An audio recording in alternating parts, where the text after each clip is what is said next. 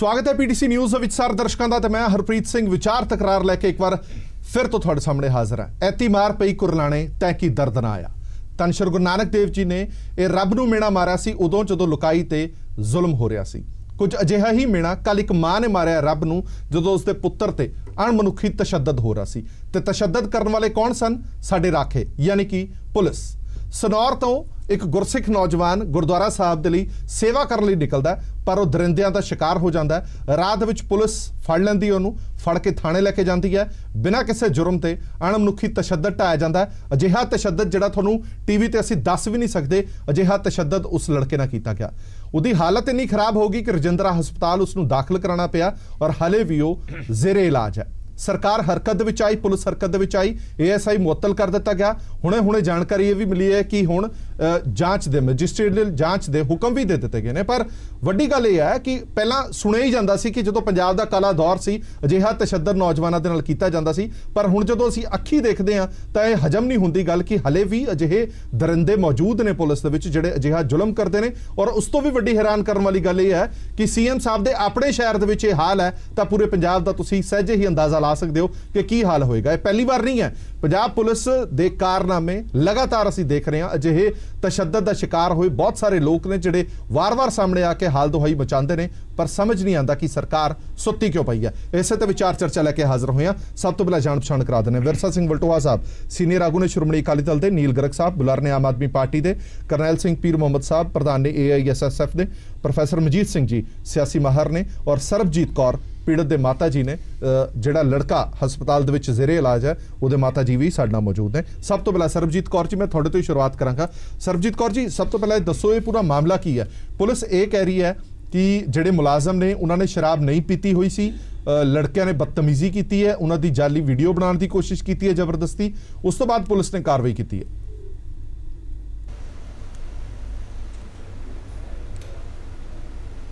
नहीं जी, ये सारी गल झूठी है जी। साडे कोल इहदे सारे सबूत हैगे। पुलिस दे जिन्ने भी उन्होंने बच्चे ते टारगेट किया साडे कोल हैगा, सब कुछ हैगा। और जबकि जब खुद पुलिस वाला खुद कह रहा है कि मैं शराब पीती है और तुहानूं मारन वास्ते ही शराब पीती है। साडे कोल सारे सबूत हैगे जी इस गल दे। सरबजीत जी पूरा मामला दसो, पूरी गल की हुई है, क्यों तुहाडे लड़के ते तशद्दद किया गया?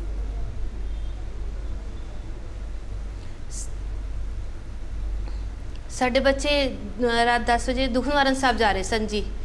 जब इन्होंने पेट्रोल पंप ते जाके इन्होंने तेल पवा रहे सन ते उस तो बाद इन्हां बच्चों नूं दो पुलिस वाले दी गड्डी आई, उन्होंने घेरा पा लिया। घेरा पा के इन्होंने कहन लगे जी तुसी एक मोटरसाइकिल ते 3 जने बैठे हो, तुहाडा लाइसेंस तुहाडा चाल कट्टिया जाएगा। इन्होंने क्या कट्टो जी, साडे कोल गलती हो गई, माफ़ कर दो। उन्होंने पर्चा कट्टिया, इन्हों टॉर्चर कर लगे कि हाँ तुसी तीनों इक्को बारी दो। कहता सर जी तुसी एक एक करके कट्टो, असीं तुहानूं दांगे, जो तुहाडा बंदी कार्रवाई तुसी करो, असीं तुहाडे नाल आ। उन्होंने फिर माँ भैणों दी गालां कड्ढणियां शुरू करतियां।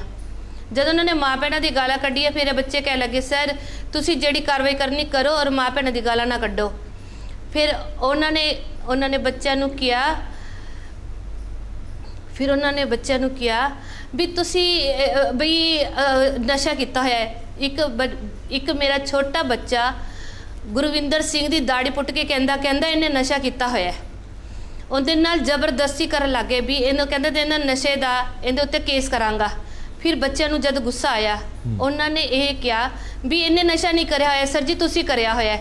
फिर साडे एक बेटे ने हर्ष मैरे ने उन्हें मूवी बनाई जद वो खुद कह रहा बयान कर रहा है कि हाँ मैं नशा करया होया है। फिर उन्होंने साडे बच्चों नूं मार कुट के उन्होंने थाने दे विच ले गए। उस तो बाद थाने दे विच जाके पहले उन्होंने मेन गेट बंद करया, फिर उन्होंने एक कमरे दे विच लैके फिर उन्होंने दूजा गेट बंद करया। फिर जी उन्होंने जेड़े बंदे सुते हुए सन, जेड़े उन्होंने बनैना और लोअर दे भी सुते सन, उन्होंने उठाया। सारे मिलके वो 5-6 बंदे रल गए सन ते वो कह लगे जिन्ना हो सके इन्हों कुट्टो और इन्हों मारो। इन्हों दे सारे कपड़े उतारे गए और इन्हों बिल्कुल अल्फ नंगा करया गया। इन्होंने जिन्ना हो सकिया इन्हों मारिया। अमरदीप दे जब उन्होंने पग नूं हथ पाया, अमरदीप नूं ਅਮਰਦੀਪ ਦੀ ਬਾਂਹ ਨੇ ਨਾਲ ਉਹਨਾਂ ਨੇ ਆਪਣੀ ਪੱਗ ਨੂੰ ਕੁੱਟ ਕੇ ਫੜੀ ਰੱਖਿਆ। ਉਸ ਤੋਂ ਬਾਅਦ ਇਹਨਾਂ ਨੇ ਉਹਦੀਆਂ ਬਾਹਾਂ ਤੇ ਡੰਡੇ ਮਾਰੇ। ਉਹ ਹਾਰ ਕੇ ਅਮਰਦੀਪ ਦੀਆਂ ਬਾਹਾਂ ਢਿੱਲੀਆਂ ਹੋ ਗਈਆਂ। ਉਹਨੇ ਆਪਣੀ ਬਾਹਾਂ ਪੱਗ ਤੋਂ ਛੋੜ ਦਿੱਤੀਆਂ। ਉਸ ਤੋਂ ਬਾਅਦ ਉਹਦੀਆਂ ਪੱਗ ਉਤਾਰ ਕੇ ਵਾਲਾਂ ਨਾਲ ਉਹਨੂੰ ਘਸੀਟਿਆ। ਪਹਿਲੇ ਵਾਲਾਂ ਨੂੰ ਘਸੀਟਿਆ, ਫਿਰ ਵਾਲਾਂ ਤੋਂ ਫੜ ਕੇ ਉਹਦੀ ਛਾਤੀ ਦੇ ਉੱਤੇ ਖੜ ਗਿਆ। ਖੜਨ ਤੋਂ ਬਾਅਦ ਇੱਕ ਲੱਤ ਉਹਨੇ ਆਪਣਾ ਉਹਦੀ ਗਰਦਨ ਦੇ ਵਿੱਚ ਦੱਬਿਆ ਨੂੰ। ਫਿਰ ਉਹਨੂੰ ਉਸ ਤੋਂ ਬਾਅਦ ਉਹਨੂੰ ਕਹਿ ਲੱਗੇ ਵੀ ਉਹਨੇ ਕਿਹਾ, ਕਹਿੰਦਾ ਸਰ ਜੀ ਮੇਰੀ ਦਾੜੀ ਨੂੰ ਵੀ ਹੱਥ ਨਾ ਪਾਓ, ਮੇਰੇ ਕੇਸਾਂ ਨੂੰ ਹੱਥ ਨਾ ਲਾਓ। ਪਰ ਉਹਨਾਂ ਨੇ ਇੱਕ ਵੀ ਨਹੀਂ ਸੁਣੀ ਇਹਨਾਂ ਦੀ, ਬੱਚਿਆਂ ਦੀ ਕੁਝ ਨਹੀਂ ਸੁਣੀ। ਬੱਚਿਆਂ ਨੂੰ ਜਿੰਨਾ ਹੋ ਸਕੇ ਮਾਰਿਆ। ठीक है सरबजीत जी, कोई उन्होंने 12 बजे से लेके 2 बजे तक लगातार उन्होंने मारा। कहंदा अगो पुलिस वाला कहंदा मैं वापस आना थोड़े को। ये जिहड़ी दर्द भरी कहानी सुनाई है, ये सच्चाई है, ये किसी फिल्म की स्टोरी नहीं है। ये सुनन ते समझण ते तुसी समझ सकते हो कि इस पीड़ित परिवार ते की गुजर रही होनी है। उस नौजवान ते मानसिक तशद्दद कितना सरीरक के नाल वो सारी उम्र इस जख्म नूं भुल नहीं सकेगा कि उहदे केसां नूं हथ पाया गया, उहदी दस्तार उतारी गई और दस्तार उतारन दे लई उहदियां बाहां ते डांगा मारियां गईयां। इस तो वध तशद्दद दी इंतहा की होएगी? मैं करनैल सिंह पीर मुहम्मद जी थोड़े तो जानना चाहना। असीं वार-वार काले दौर की गल करते हैं, इस तो माड़ा काला दौर होर की होएगा? देखो हरप्रीत सिंह जी, माता जी ਸਰਬਜੀਤ ਕੌਰ ਤੁਹਾਨੂੰ ਬਿਆਨ ਕਰਦੇ ਹੋਏ ਜੋ ਉਹਨਾਂ ਦੇ ਹਾਵ ਭਾਵ ਨੇ ਉੱਥੋਂ ਤੁਸੀਂ ਨੋਟ ਕਰ ਸਕਦੇ ਹੋ ਕਿ ਕਿੰਨਾ ਭਿਆਨਕ ਤਸ਼ੱਦਦ ਹੋਵੇਗਾ। ਜਿਸ ਮਾਂ ਨੂੰ ਆਪਣੇ ਪੁੱਤ ਬਾਰੇ ਪਤਾ ਲੱਗਾ ਕਿ ਮੇਰੇ ਪੁੱਤ ਦੇ ਨਾਲ ਜਾਂ ਮੇਰੇ ਪੁੱਤ ਦੇ ਜਿਹੜੇ ਸਾਥੀਆਂ ਨਾਲ ਇਸ ਤਰ੍ਹਾਂ ਦਾ ਘਿਨਾਉਣਾ ਅਪਰਾਧ ਬਿਨਾਂ ਕਿਸੇ ਕਾਰਨ ਤੋਂ ਜਿਹੜਾ ਉਹ ਲੋਕ ਜਿਹੜੇ ਕਾਨੂੰਨ ਦੇ ਰਾਖੇ ਨੇ, ਜਿਨ੍ਹਾਂ ਨੇ ਕਾਨੂੰਨ ਨੂੰ ਲਾਗੂ ਕਰਨਾ, ਉਹ ਜਦੋਂ ਇਸ ਤਰ੍ਹਾਂ ਦਾ ਤਸ਼ੱਦਦ ਕਰਦੇ ਨੇ ਤਾਂ ਇਹ ਜਿਹੜਾ ਤੁਸੀਂ ਪੁਰਾਣਾ ਦੌਰ ਦੱਸਿਆ ਹੈ, ਇਹ ਤਾਂ ਇੰਨਾ ਦਰਿੰਦਗੀ ਦੀ ਹੱਦ ਜਿਹੜੀ ਹੈ ਸਾਰੀ ਉਹ ਟੱਪ ਗਏ। ਨਰਿੰਦਰ ਸਿੰਘ ਤੇ ਉਹਦੇ ਜਿਹੜੇ ਸਾਥੀ ਨੇ ਜਿਨ੍ਹਾਂ ਨੇ ਸਿਰਫ ਪੈਸੇ ਬਟੋਰਨ ਵਾਸਤੇ ਜਾਂ ਆਪਣੀ ਧੌਂਸ ਜਮਾਉਣ ਵਾਸਤੇ ਇੰਨਾ ਭਿਆਨਕ ਕਾਰਾ ਕੀਤਾ। ਮੈਂ ਮਹਿਸੂਸ ਕਰਦਾ ਕਿ ਇਹ ਲਗਾਤਾਰ ਇਸ ਤਰ੍ਹਾਂ ਦੇ ਘਿਨਾਉਣੇ ਅਪਰਾਧ ਪੰਜਾਬ ਦੇ ਵਿੱਚ ਹੋ ਰਹੇ ਨੇ ਔਰ ਪੰਜਾਬ ਪੁਲਿਸ ਦੀ ਸਕਰੀਨਿੰਗ ਕਰਨ ਦੀ ਬਹੁਤ ਵੱਡੀ ਲੋੜ ਹੈ। ਇਸ ਤਰ੍ਹਾਂ ਦੇ ਮਾੜੇ ਜਿਹੜੇ ਅਨਸਰ ਨੇ ਉਹਨਾਂ ਦੇ ਕਰਕੇ ਸਮੁੱਚੀ ਪੰਜਾਬ ਪੁਲਿਸ ਜਿਹੜੀ ਹੈ ਉਹ ਲਗਾਤਾਰ ਬਦਨਾਮ ਹੋ ਰਹੀ ਹੈ ਔਰ ਇਸ ਦੇ ਉੱਪਰ ਇਕੱਲਾ ਸਸਪੈਂਡ ਕਰ ਦੇਣਾ, ਲੈਣ ਹਾਜ਼ਰ ਕਰ ਦੇਣਾ ਜਾਂ ਜੁਡੀਸ਼ਲੀ ਇਨਕੁਆਇਰੀ ਮਾਰ ਕਰ ਦੇਣੀ, ਇਹ ਪੰਜਾਬ ਦੇ ਮੁੱਖ ਮੰਤਰੀ ਦੇ ਆਪਣੇ ਹਲਕੇ ਦੇ ਵਿੱਚ ਸਨੌਰ ਜਿਹੜਾ ਬਿਲਕੁਲ ਪਟਿਆਲੇ ਦੇ ਨੇੜੇ ਆ ਔਰ ਉੱਥੋਂ ਸ੍ਰੀ ਗੁਰੂ ਗ੍ਰੰਥ ਸਾਹਿਬ ਜੀ ਦੇ ਦਰਸ਼ਨ ਦੀਦਾਰ ਕਰਨ ਵਾਸਤੇ ਦੂਖ ਨਿਵਾਰਨ ਸਾਹਿਬ ਗੁਰਦੁਆਰਾ ਸਾਹਿਬ ਜਾ ਰਹੇ ਨੇ ਤਾਂ ਤੁਸੀਂ ਇਹ ਦੇਖੋ, ਉਹ ਮਾਤਾ ਨੇ ਅੱਗੇ ਤੁਹਾਨੂੰ ਦੱਸਣਗੇ ਕਿ ਉਹ ਕਿ ਜੋ ਭੈੜੇ ਤੋਂ ਭੈੜਾ ਕਾਰਾ ਹੋ ਸਕਦਾ ਉਹ ਇਹਨਾਂ ਦੇ ਨਾਲ उस वक्त पुलिस पार्टी ने किया। बिल्कुल। और एक गल होर दर्शकों के नाल सांझी कर दी है, जो इस पूरे मामले ते असीं कांग्रेस के बुलारे नूं सद्दा दिता तो कोई भी कांग्रेस का बुलारा इस मुद्दे ते बोलण नूं तैयार ही नहीं होया। इस तो बाद एक होर इशू ते डिबेट होनी है, वो कह रहे हैं कि उस इशू ते बोलांगे, इस मुद्दे ते असीं कुछ भी बोलण दे हक दे विच नहीं आ। इत्थों अंदाजा लाओ कि किन्ने उन्हां नूं भी अफसोस या दुख होएगा पर उन्हां ते कोई शब्द नहीं होणगे कि इस मामले ते असीं कहीए की। हाँ जी गर्ग साहब, तुसीं की मनदे हो? ਜਿਹੜਾ ਇਹ ਅਪਰਾਧ ਕੀਤਾ, ਜਿਹੜੀ ਇਹ ਘਿਨਾਉਣੀ ਹਰਕਤ ਕੀਤੀ ਹੈ ਪੁਲਿਸ ਵਾਲਿਆਂ ਨੇ, ਇਹਦੀ ਨਿੰਦਿਆ ਕਰਨ ਵਾਸਤੇ ਸ਼ਬਦ ਮੇਰੇ ਕੋਲੇ ਤਾਂ ਹੈ ਨਹੀਂ। ਔਰ ਮੈਂ ਤਾਂ ਬਲਕਿ ਸਰਬਜੀਤ ਕੌਰ ਜਿਹੜੇ ਮਾਤਾ ਜੀ ਉਹਨਾਂ ਜਦੋਂ ਜਿਸ ਤਰੀਕੇ ਨਾਲ ਗੱਲ ਕਰ ਰਹੇ ਸੀ, ਖੁਦ ਅੱਖਾਂ ਦੇ ਵਿੱਚ ਹੰਝੂ ਆ ਰਹੇ ਸੀ ਤੇ ਮੈਂ ਵੀ ਇਸ ਉਹਨਾਂ ਨੂੰ ਸੁਣ ਕੇ ਜਾਨੀ ਕਿ ਭਾਵਕ ਹੋ ਗਿਆ। ਇੱਕ ਬੰਨੇ ਤਾਂ ਕੈਪਟਨ ਸਾਹਿਬ ਗੱਲ ਕਰਦੇ ਆ ਕਿ ਅਸੀਂ ਪੰਜਾਬ ਦੇ ਵਿੱਚੋਂ ਗੈਂਗਸਟਰ ਖਤਮ ਕਰ ਰਹੇ ਹਾਂ। ਸਰਕਾਰੀ ਗੈਂਗਸਟਰਾਂ ਨੂੰ ਕੌਣ ਖਤਮ ਕਰੇਗਾ? ਕੀ ਜੇ ਇਹੀ ਵਰਤਾਰਾ ਅੱਜ ਇੱਕ ਇਹ ਇੱਕ ਨਿਹੱਥੇ ਪਰਿਵਾਰ ਜਦ ਪਰਿਵਾਰ ਦੇ ਨਾਲ ਹੋਇਆ, ਇਹੀ ਵਰਤਾਰਾ ਕਿਸੇ ਰਾਜਸੀ ਆਗੂ ਦੇ ਪੁੱਤਰ ਨਾਲ ਹੋਇਆ ਹੁੰਦਾ ਜਾਂ ਕਿਸੇ ਪੁਲਿਸ ਵਾਲਿਆਂ ਦੇ ਪੁੱਤਰ ਨਾਲ ਹੋਇਆ ਹੁੰਦਾ, ਕਾਰਵਾਈ ਇਹ ਹੁੰਦੀ? ਤਾਂ ਕੀ ਇਹ ਕਾਰਵਾਈ ਹੁੰਦੀ? ਸਿਰਫ ਉਹਨੂੰ ਸਸਪੈਂਡ ਕਰ ਦੇਣਾ, ਪੁਲਿਸ ਲੈਣ ਹਾਜ਼ਰ ਕਰ ਦੇਣਾ, ਮੈਜਿਸਟ੍ਰੇਟ ਇਨਕੁਆਇਰੀ ਕਰ ਦੇਣਾ। ਮੈਨੂੰ ਲੱਗਦਾ ਹੈ ਜਿਹੜਾ ਜਿਸ ਤਰੀਕੇ ਨਾਲ ਇਹਨਾਂ ਨੇ ਸਿਰਫ ਇਹੀ ਨਹੀਂ ਕੀਤਾ, ਉਹਨਾਂ ਨੂੰ ਕੁੱਟਮਾਰੀ ਨਹੀਂ ਕੀਤੀ, ਜਿਸ ਤਰੀਕੇ ਦਾ ਉਹਨਾਂ ਨੇ ਅਪਰਾਧ ਕੀਤਾ ਉਹ ਵੀ ਛੱਡ ਦਈਏ ਤਾਂ ਜਿਹੜਾ ਧਾਰਮਿਕ ਚਿੰਨ੍ਹਾਂ ਦੀ ਜਿਹੜੀ ਬੇਅਦਬੀ ਕੀਤੀ ਹੈ ਤੇ ਉਹਦੇ ਬਾਰੇ ਇਹ ਕਦੋਂ ਕੁਝ ਕਾਰਵਾਈ ਕਰਨਗੇ? ਕਿਉਂਕਿ ਜਦੋਂ ਤੁਸੀਂ ਬੇਅਦਬੀਆਂ ਦੀ ਗੱਲ ਕਰਦੇ ਹੋ, ਜੋ ਤੁਸੀਂ ਵੱਡੇ ਵੱਡੇ ਦਾਅਵੇ ਕਰਦੇ ਹੋ ਤਾਂ ਇਹ ਬੇਅਦਬੀ ਤੋਂ ਘੱਟ ਹੈ? ਇਹ ਕਿਹੜਾ ਬੇਅਦਬੀ ਤੋਂ ਘੱਟ ਹੈਗੀ ਹੈ?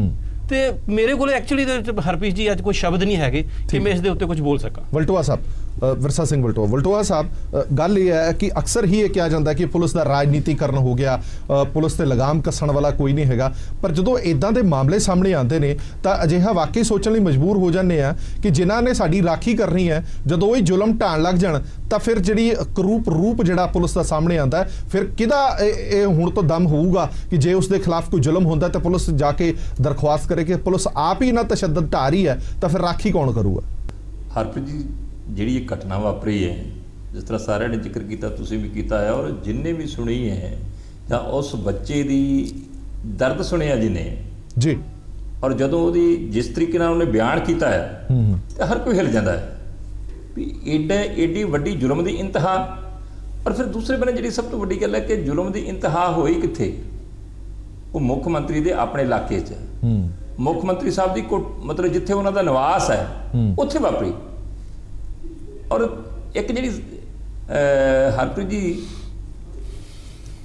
ਪੁਲਿਸ ਅਸੀਂ ਦੇਖਦੇ ਰਹੇ ਕਿ ਬੜੀਆਂ ਜਾਤੀਆਂ ਕਰਦੀ ਰਹੀ ਹੈ, ਬਹੁਤ ਜਾਤੀਆਂ ਕਰਦੀ ਰਹੀ ਹੈ, ਬੜੀਆਂ ਜਾਤੀਆਂ ਆਪਾਂ ਦੇਖੀਆਂ ਨੇ, ਪਰ ਕਿਉਂਕਿ ਹੁਣ ਸੋਸ਼ਲ ਮੀਡੀਆ ਦਾ ਜ਼ਮਾਨਾ ਆ ਗਿਆ ਹੈ ਤੇ ਸੜਕ ਦੇ ਉੱਤੇ ਕਿਸੇ ਤਰ੍ਹਾਂ ਦੀ ਜਾਤੀ ਕਰਨ ਲੱਗਿਆ ਪੁਲਿਸ ਵੀ ਝੱਕਦੀ ਹੈ।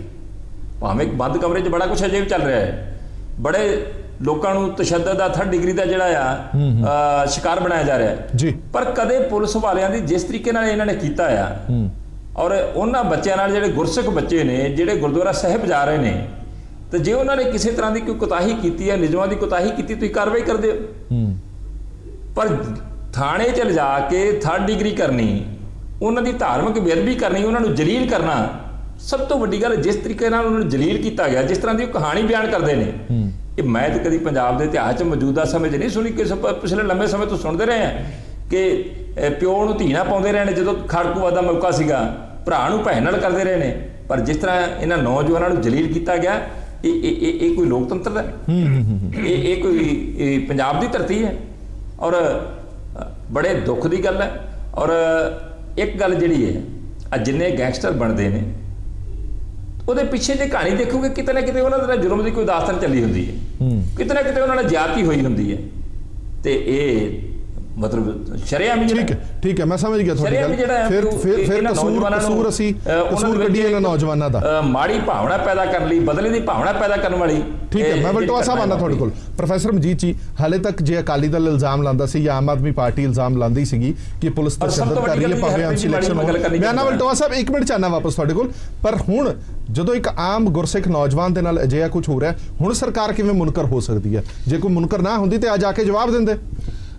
ਠੀਕ ਹੈ ਤੁਹਾਡੀ ਗੱਲ, ਮੈਨੂੰ ਨਹੀਂ ਲੱਗਦਾ ਕਿ ਕਿਸੇ ਨੂੰ ਵੀ ਕੋਈ ਸ਼ਰਮ ਆ ਰਹੀ ਹੈ। ਉਹਨਾਂ ਲਈ ਇੱਕ ਕੇਸ ਹੈਗਾ, ਉਹਨਾਂ ਲਈ ਕੋਈ ਕਿਸਮ ਦੇ ਧਾਰਮਿਕ ਸੈਂਟੀਮੈਂਟਸ ਦੀ ਸੈਂਸਿਟਿਵਿਟੀ ਨਹੀਂ ਹੈਗੀ, ਨਾ ਉਹਨਾਂ ਨੂੰ ਲੋਕਾਂ ਦੇ ਹੱਕ ਹਕੂਕ ਜਿਸ ਨੂੰ ਸਮਾਜਿਕ ਨਿਆਂ ਕਹਿੰਦੇ ਆ, ਜਾਂ ਜਿਹੜੇ ਹਿਊਮਨ ਰਾਈਟਸ ਦੀ ਅਸੀਂ ਗੱਲ ਕਰਦੇ ਹਾਂ ਮਨੁੱਖੀ ਅਧਿਕਾਰਾਂ ਦਾ, ਉਹਨਾਂ ਦੇ ਦਿਲ ਦੇ ਉੱਤੇ ਜਾਂ ਦਿਮਾਗ ਦੇ ਉੱਤੇ ਕਿਸੇ ਕਿਸਮ ਦਾ ਵੀ ਅਸਰ ਹੈਗਾ। ਠੀਕ ਹੈ ਸਰਬਜੀਤ ਕੌਰ ਜੀ, ਮੈਂ ਤੁਹਾਡੇ ਕੋਲ ਦੁਬਾਰਾ ਆਉਣਾ, ਉਸ ਤੋਂ ਬਾਅਦ ਫਿਰ ਤੁਹਾਡੇ ਬੇਟੇ ਨੂੰ ਹਸਪਤਾਲ ਕੌਣ ਲੈ ਕੇ ਗਿਆ ਜਾਂ ਹੁਣ ਉਸਦੀ ਕੀ ਹਾਲਤ ਹੈਗੀ?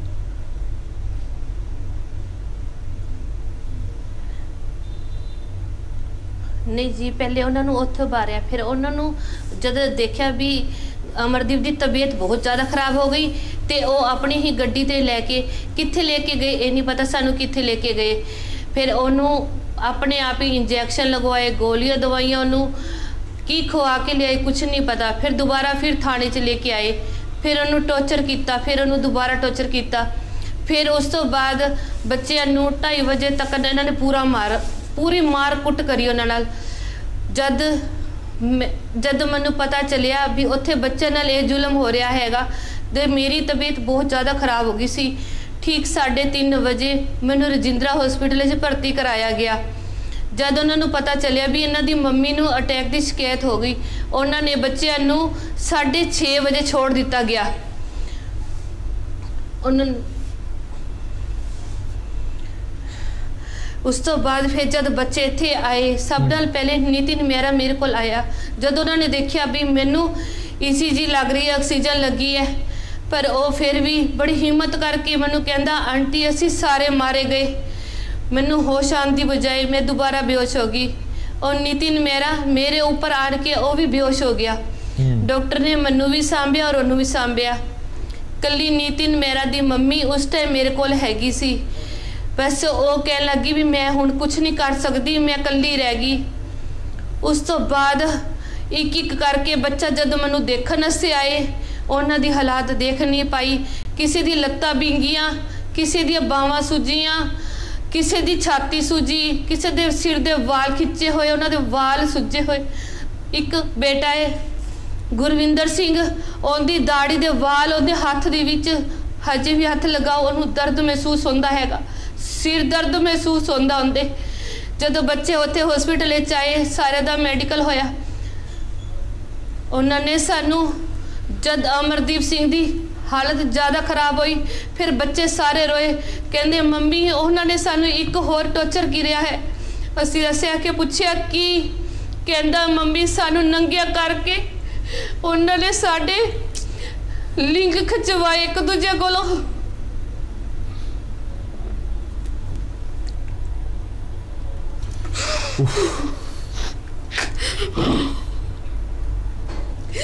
ਉਹਨਾਂ ਨੇ ਇੰਨੀ ਦਲਿਦਰੀ ਕੀਤੀ, ਉਹਨਾਂ ਨੇ ਸਾਡੇ ਬੱਚਿਆਂ ਨਾਲ ਬੜੀ ਕੀਤੀ। ਅਮਰਦੀਪ ਦੀ ਕੰਡੀਸ਼ਨ ਬਹੁਤ ਖਰਾਬ ਰਹੀ।